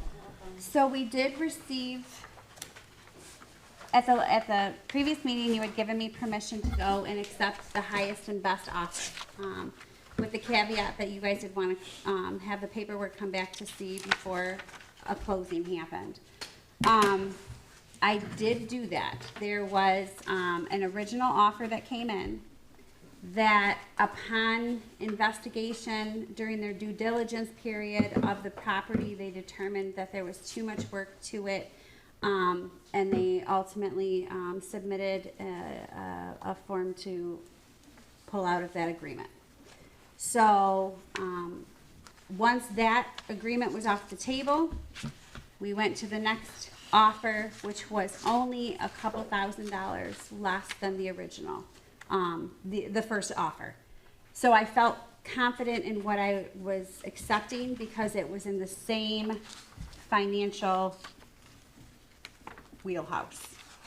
The new person was made fully aware of the circumstances that the first offer was terminated and has proceed with the purchase agreement inspection. They did bring in some engineers to look at the property and found that the work that needs to be done to the property is even more severe than they had thought. There is a list of items in the handout that you received, and we're talking about asbestos, roof condition, deterioration of soffits and fascia, open masonry joints, the ramp to the basement, an exterior wall needs work, and the list goes on. Basically, what they're looking at is over $100,000 worth of repairs to get this facility in any sort of a state for them to use. So they did come back and lowered the original offer, which is why we're here today. You need to determine if this new number is something that you're willing to accept. Because it was a price drop, I didn't feel that it was appropriate for me to do. They only dropped their offer price by $45,000, even though they understand they have over $100,000 in repairs. So today you need to decide if this is an offer you'd like to go forward with or not. All right. Well, to me, if he had his inspectors come up with this list, other people are gonna do the same thing. It's you happened know. twice. It's Yeah, it's happened twice, right? Yeah. It's not like it's not this fly-by-night, No. you know? It is an older building, and they do want to keep the character of the building. It's not like they're looking to do all this to tear it down. They're Well, not gonna- and that's evident by him actually establishing this list and having an engineer walk the property with them. They want to fix what's there. Right, keep the beauty and integrity of the So- building, and, yeah. Yeah, Yeah. that makes me feel good. Well, and I'll tell you right now, what building prices, the cost of materials right now, it's ridiculous. I know. So for him to come down 45 on, or a price, was I allowed to say? He basically went 60/40 already with did. you. He basically Yeah. went 60/40. Yeah. The rationale was that, you know, the repairs are long-term benefits, and, you know, the city's not gonna go dollar for dollar with you. So it came out 60/40. 100 worth of repairs, he'll eat 60, and he's asking you to eat 40. Yeah. I mean, I still think it's a good deal, given the condition of the building, and it still brings cash into the city and gets the building on the tax rolls. Right. As opposed to having us continue to have to fix this thing, and now that we have more problems, it's just, the maintenance bills are just gonna skyrocket, so my opinion is we accept the offer, and get it to someone who's gonna do something with it and let it, instead of just letting it sit there and languish and rot. And this, just so you know, this is a cash closing, so there's no bank involved, so there's no lender inspection going on here. Right, yeah, So there's no phase one, there's no phase two, there's no, yeah. And that's a good thing. right. That is, cash is king. Okay, I got some questions. First off, this should not have been on the consent agenda. It should have been a regular agenda item so we could discuss it. Well, to that point, We didn't know about we this. didn't know that this was changing. The lower offer came after the agenda had already gone out to you guys. This happened after the fact. So the only thing that you were seeing on the consent agenda was the paperwork that you had requested to see the first time after I had already accepted the highest and best. The reason, if you hadn't pulled it off the consent was gonna agenda, pull it. I was gonna pull it off, or Bob was gonna pull it Yeah. off, because we had to do this to it. Okay. But again, it came after you already received the agenda. Okay, so here's a couple things. I just want to make sure everybody understands it. So we had 2 prior bids before. This bid tonight is a 3rd bid. Okay? These things need to be explained because everybody wants to know. I've gotten so many questions, but I have to wait till the meeting. So, Third bid, but from one of the same people, correct? No. no, No. it's a different company. This is a It's- totally different contract. Yes, a different guy came in with an offer on the same, it was right after the commission meeting for the last, when you guys saw the original proposals, his offer came in afterwards. The reason we didn't, I believe it was actually the Came morning in of the commission September, meeting. it came in 9/15, according to this Okay, document. so the morning of. Because the price was almost the same as one of the previous It ones, was- which is why I tied it to it. Well, yeah, but the package was already out to you guys, and he was lower than the other 2 offers on the table. So it was irrelevant to add it to the packet at that time, because we weren't even looking at that. We were looking at the highest and best It was offers. only by a few So thousand. he's but- been just okay. kind of sitting in the shadows until the other higher offers went away. So. That was why I but- didn't recognize the name, Yes, which I asked you. he came in after the fact. Yep. Yeah. Okay, so here's my other problem is this contract is totally different. So he's got some conditions in here. And one of his conditions, and when do you expect to close on this if this was approved? Had the original No, this one. paperwork happened, we were looking at Monday, but there's no closing date set now because of everything's changed. All right, well, all those things would be nice to know ahead of time, but anyway, That's what tonight. so, Yeah, well, seriously. it wouldn't have if it got approved through the consent agenda. Anyway, he's made some differences, and one of the biggies I noticed he made in here is he's got sale of the property situated at 303 South Water Street, Marine City, is contingent upon city approval for rezoning to either residential, multifamily, or mixed use for future development. When is that gonna happen? It's commercial. He is on commercial. It's in the agreement. He's got it written right in there. This sale is contingent upon him getting it rezoned. He has not applied for rezoning. No. He can't apply for rezoning until he owns the property, That's not true. right? He can apply for a rezoning with the consent of the owner. Okay, yeah, the owner has to apply. So what's gonna go? I mean, I looked at some stuff here. We have to be careful with this. That's why I also wanted this zoning map sitting here, because this is all commercial. So do you want to strike that paragraph?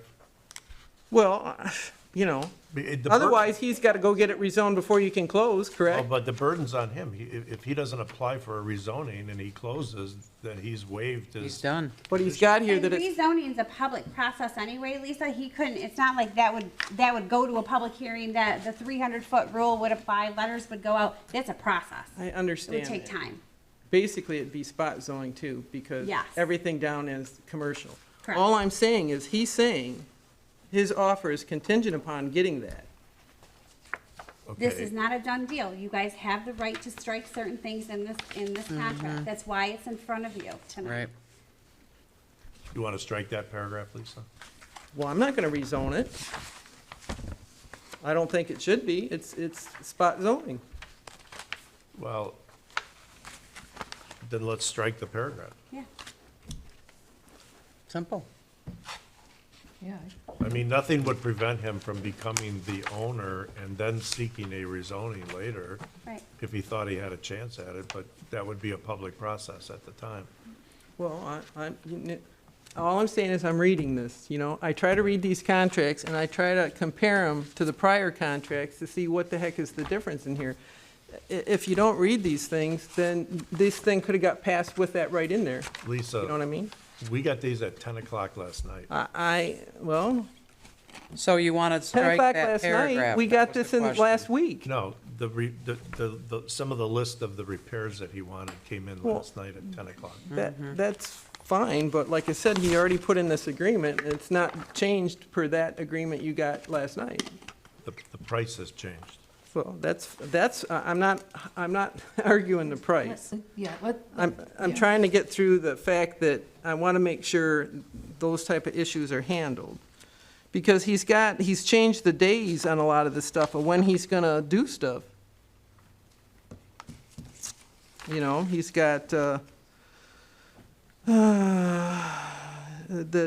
he's gonna have this consummated in 10 days after the full agreement, and he wants 3 days for something else here, and then he gets 45 days for the rest of this. I mean, But Lisa, That's just if he standard closes stuff. on Monday and tenders the cash to the city, he's waived all of those issues. okay, so here's the second thing. As long as that gets taken out, I'm good with that. The next problem is, you have to have a resolution to sell the property.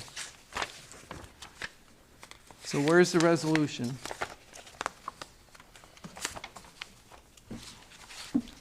It has to be either a resolution or an ordinance to sell. I found it in the Michigan Municipal League. They even give you an example of it.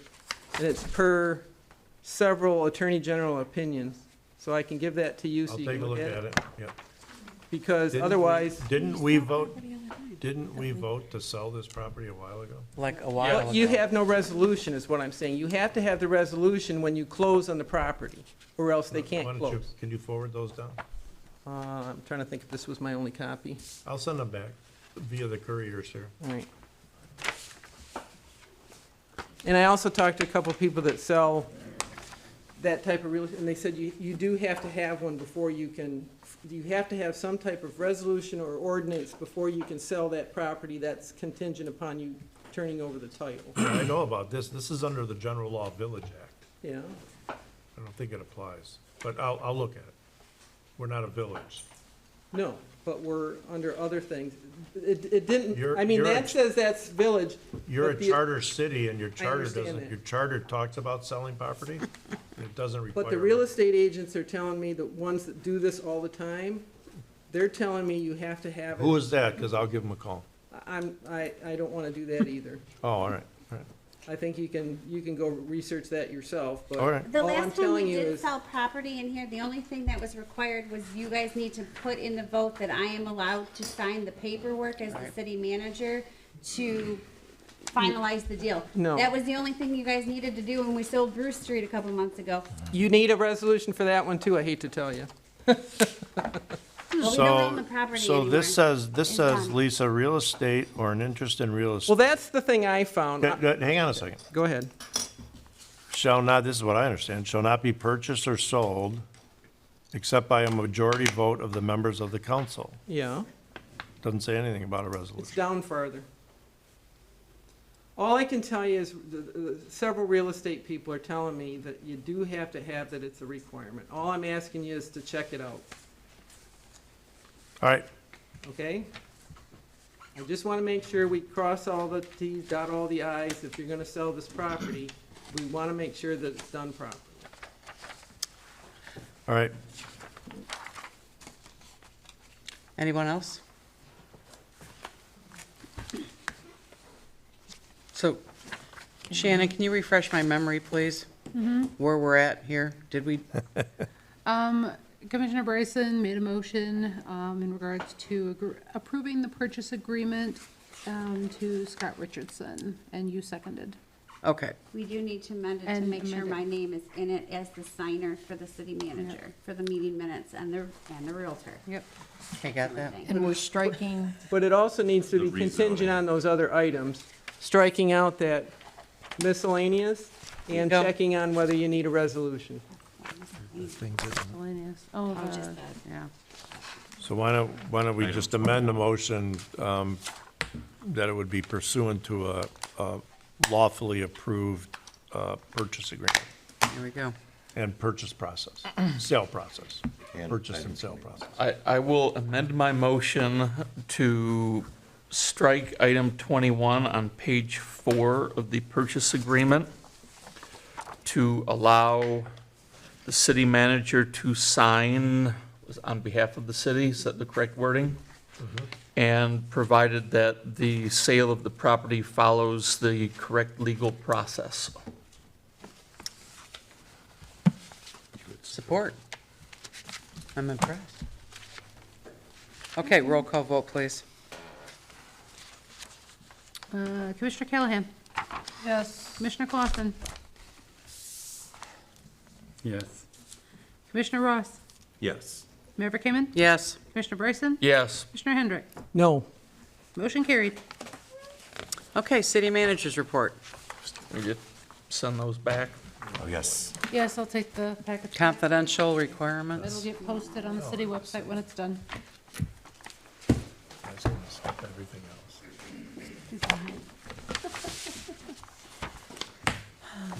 Where are we at? What?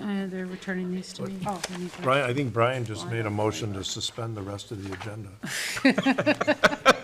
Did you hear that? Is that what you heard? That's what I heard. 6, and you have yours. Think the police chief second. City managers report. Again, there's a lot of things going on, some very positive things going on. I've had a few recent meetings with SEMCOG, a seminar I was at, which I've learned quite a few new things in the pipeline. Meetings with the EDA. We're working with the EDA again right now on their list of associates to help fill some of our vacant buildings with prospects that they have. So that's been exciting conversations with that. But I just think that there's a lot of good happening in town. We have new housing coming to the south end. We have Can you explain that real quick? What the I don't want to housing- go into details yet, Okay. but there is, I'll say, potential new housing coming at the south end of town, which is going to help our south end and our west side here in Parker. There is new business happening on King Road. There is, Water Street's flourishing. Just a lot of positive things happening. People moving into town, new homes going up. Our zoning has been completed, which is an awesome thing. We're moving on to the master plan process now, which is also a community-oriented thing. Just the bandstand is completed. It's just, I think there's a lot to be proud of in the city right now. And we need to capitalize on that when we have. It's a tough economic time right now. Things are expensive. People aren't working, whatever the reasons may be. But Marine City is still happening, and things are still happening here. So you take the good with the bad, and you run with it when you have it. With these grants in the pipeline, the tourism boom that we could potentially have, we are on people's radars for grants. We are on people's radar for business. And that is a positive thing. It brings money and tax dollars and tourism and people who want to live here and relocate. Again, we're not tearing down residential blocks to build industry. We are creating more housing for families and jobs and people to come and make St. Clair County and Marine City their home.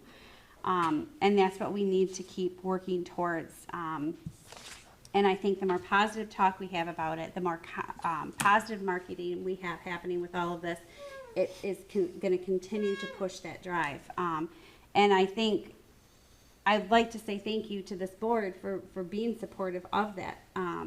It's huge. If you don't have a board who's going to support progress, you're not going to have a community that can accommodate. I mean, they will go elsewhere. So I think that it's been a good run in what we've been doing for this last year. I really do, and it's positive, and I hope I can watch it continue to flourish. I would like to make just a side note kind of relative to the public comment a little bit tonight. There is a lot of good happening, and there is a lot of positivity, both in the residents and the business owners and the staff and the commissioners and people in general that I talk to from St. Clair County, not even necessarily Marine City. So when we talk about how things are good and we're ridiculed for having things be good, that's a shame. It's a shame that there are people out there who decide that it's fun to pick on people because they are talking about the good things that are happening in their community. It's just a sign of where politics and the negative society, people's attitudes have gone lately, and it's sad. And we're going into a political season. We're already neck deep in it, really, and things are negative. And trying to talk about positivity is what we should be doing. You always see the negative campaigns. You get the negative ads in the mail, all this stuff. If that's your cup of tea, stay home. Like, we don't need it.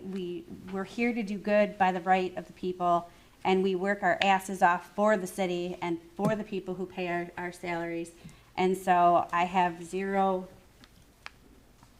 compassion and I have zero time for negativity. We have too much to do. So keep it at home, bring your positivity, keep it coming, and we'll keep working hard for you.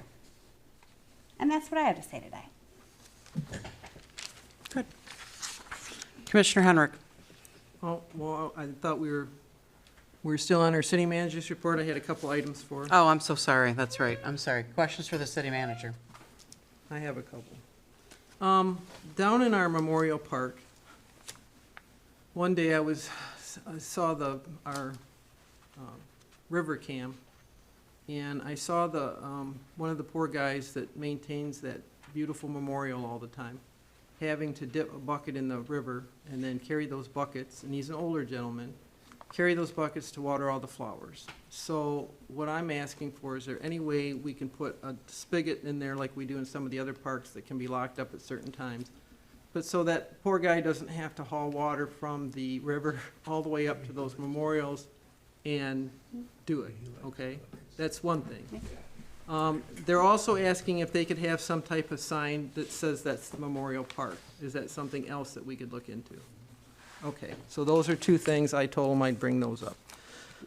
Another thing is I know voting has moved. A lot of people don't seem to realize voting moved from the fire hall to this building. We need better signs over at the fire hall. Poor Joe last election had a lot of people pounding on his door because there wasn't adequate signs over there. And even when he was gone, they waited for him because they wanted to come in and vote. So we got to get a better sign over there to get people to come over here to make sure they understand they got to vote here. I put up signs on both their front door and their back door. They were small. Well, they were printed out signs. You almost need like a But we sandwich also- board or something that you could put out so that don't- people can drive in, see it, and then keep going because. I don't have one. I mean, I have the one that sits out We front. can make one. I mean, But, it wouldn't be hard to make one. It's not a big Yeah, thing. yeah. But we need to do that because they got inundated last time and, just to help them out too. And it gets people to understand where the voting really is. Yeah, we did send out also, we updated all the voter ID cards we were required to, so before Clerk Baxter left, those all got sent out with the new I know, but address, so- people just take and put them in their wallet or Yeah. they put them up on a counter and they don't even look at them. So, you still have to try to do what you can for that. We'll see what I can do, Joe. The other thing is, I know you sent out a list of all the businesses in town for the vacant building ordinance. What I'm looking for is the non-compliant list. We haven't gotten there We're yet. It's working coming. on it. But that's what I originally asked it for. Yeah, we have a master list right now, and we are doing drive-bys on them, making notes on it so that we can finalize the list appropriately. Okay, all right. And I do want to make one more quick point before you go off of the city manager report. I would like to say thank you especially to Cheryl and Wendy, as this is your last meeting. You guys have been great to work with, and we will miss you around here, and don't be strangers. Thank you. Anything else for city manager? All right, let's move on to commissioner privilege, and we'll start with Lisa Hendricks. Yeah, I figured. Okay, I want to thank Wendy for all her service. I know it's been tough. I know this isn't always a fun job. Most people that have taken on this job didn't have any experience prior to that, and you don't have to have experience prior to this job. You just have to have the willingness to read the stuff, show up at the meetings, listen to your constituents, listen to the public, and try to do the best thing you can. You know, you don't always get it. I don't always get it right for everybody, but I try to listen to the people out there, and I try to do what they ask me of what they want. So that's one thing. So thanks, Wendy. Halloween's coming out. Please watch the kids. Make sure you slow down. You know, they're all running around. Please be careful. And we all want to have a safe and happy little Halloween there. And just remember to get out and vote. And that's it. Commissioner Clausen. It's that time of year, so get out and vote. That's all I've got. Commissioner Callahan. Yeah, I'm just, like everybody said, this is my last meeting. I want to thank my fellow commissioners, for, I mean, we all, like Lisa said, this isn't the easiest job in the world. No matter what decision we make, somebody's not happy with it, but that's what we signed up for. I gotta admit, I knew that was going into it, that was gonna happen. I do want to say there were some things that I was a little surprised by that I think we probably could have avoided, but unfortunately, Holly, you said it, it's kind of like the tone right now, it's the negativity.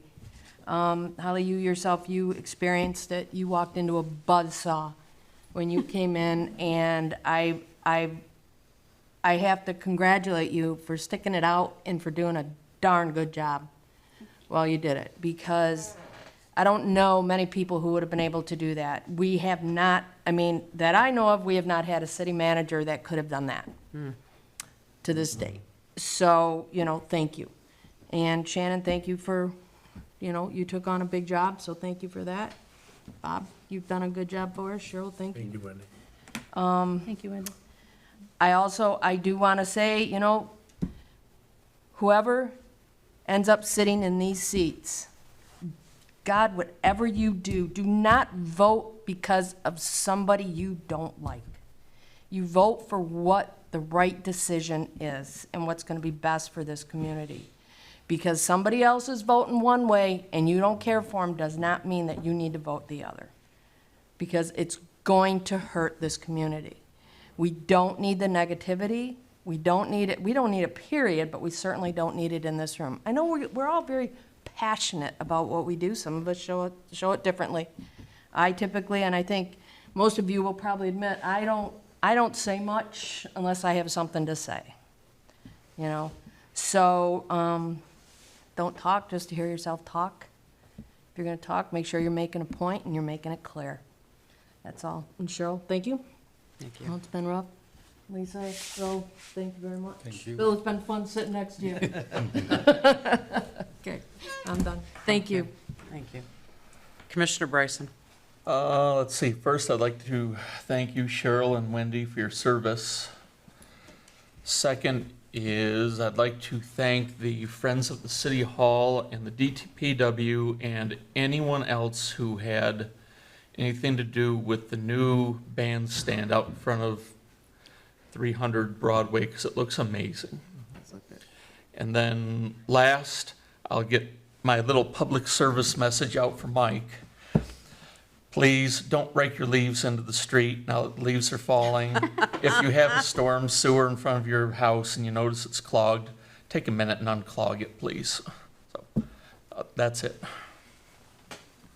Commissioner Ross. Okay, yes. Thank you, Wendy. Thank you, Cheryl.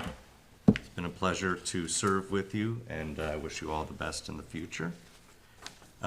Insofar as liaison reports, at the Historical Commission, we discussed a list of historically contributing properties within the nautical mile district. So we're trying to generate a list of what we think really contributes to this town and that is, worth saving and keeping. It's not a restrictive measure of, you can only paint your windows one color or something like that. We're trying to avoid all that. But just identifying that these are really the treasures we think this town that gives this town its soul and makes it, a really great place. As was mentioned, we didn't tear those buildings down. We left them up, and we didn't build a mini mall. All those are good things. The next thing is that we're looking into the sign ordinance and how it might apply specifically to the city hall and property, which is a designated historic district, which is subject to a few more of those restrictions. Anyway, it was brought up that, they want the signs to be historical in nature and things like that. So the commission is taking that and looking at it to make sure that it would abide by that. So again, as was mentioned previously, in order for us to serve you, you have to communicate with us. So I received only one email and a text from a citizen who was the same person. They're definitely communicating. I absolutely know that.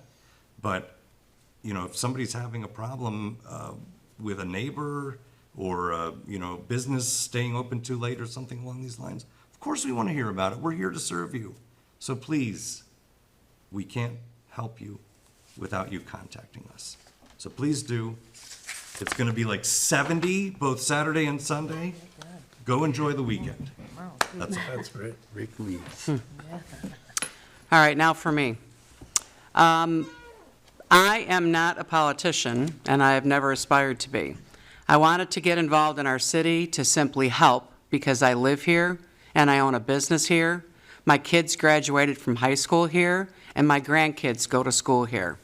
I also believe that if you want to make your community better, you get involved in some way, in any way, large or small, because actions speak louder than words. I jumped in as city commissioner about 5 years ago. I knew nothing about city government, but how hard could it be? I learned quickly that there are people that truly care about our city and vote to make decisions that benefit all residents and the city as a whole. And then there are those people that vote against everything to make our city better, but say they care about our city. How we vote as your city commissioners and how you vote as residents determines the health and vitality of our lovely city. Most residents are happy that the garbage gets picked up, the roads are plowed, and the water is safe. Ladies and gentlemen, that is not what makes a city. Our city manager and all of our city workers make our city healthy and vital. It is very important that we support them so they in turn can support us. Just 10 short years ago, we had 14 vacant storefronts on Water Street alone. Our current business owners took a chance and a financial risk on Marine City. One business led to another, and so on. Our city doesn't prosper on inside money collected by taxes and water bills. We need outside money from retail stores, restaurants, entertainment venues, and overnight accommodations. Some of our businesses are doing so well that they give back to the city. A perfect example of this is the beautiful pavilion built at the beach by the Cadell family that owns the Dairy Queen.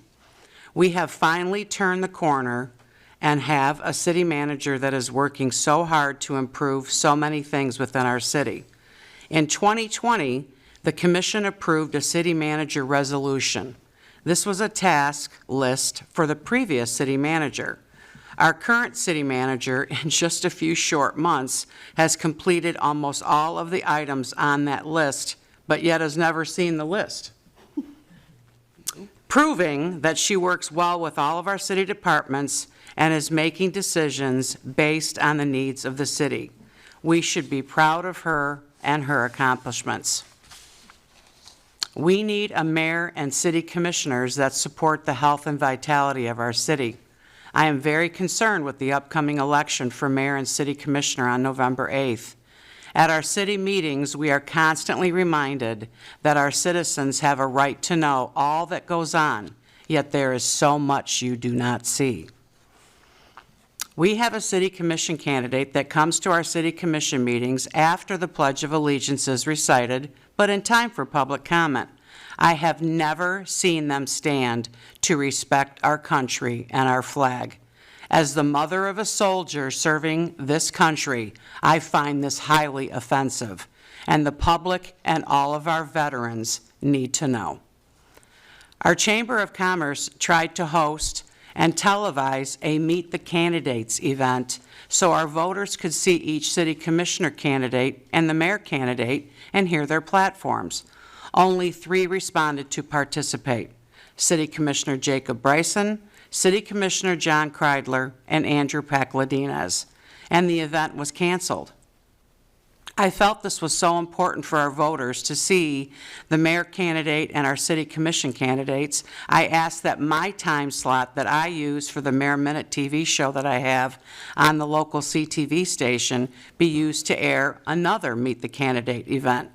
I emailed all the candidates to come and answer the same 5 generic questions. I was not involved at all, other than trying to coordinate the date and times because I thought it was so important for our voters. I emailed all the candidates, asked them to choose a time, and said this was their time to not only answer questions, but let our voters know who they were. 2 candidates participated. I did not make up the questions. I did not ask the questions. Each candidate answered the questions while the other candidate waited outside. Ladies and gentlemen, nothing sinister or suspicious occurred. It was a simple, televised question and answer period done to help our voters make informed decisions when voting for mayor and city commission. We should continue the Meet the Mayor candidate event for future city elections to help our voters decide who is the best fit for the city. This constant mistrust of our city government has to stop. Our city meetings are filled with innuendos of wrongdoing. No matter how much the Economic Development Board, the Chamber of Commerce, and all the other city boards forge ahead and try to make positive change, if we have a city commission that votes no to anything good and positive, so many negative things will happen. Businesses will move elsewhere, families will move elsewhere, funding will move elsewhere, and then watch your taxes and city services cost you more. We cannot have a no-voting city commission for so many good things that have happened in our city. Our city manager and office staff have worked over 5 months on the Ralph C. Wilson grant, which could bring over $450,000 to Marine City. And that is a grant process that we need to all support. Ladies and gentlemen, you are being led down a slippery slope by people who are trying to convince you that they care about Marine City when their actions and all their no votes prove that they don't. There is nothing evil or corrupt going on in your city. There are no criminal or civil attorneys banging on the city office doors. We don't have any lawsuits as a result of the decisions made by the city manager or city commission.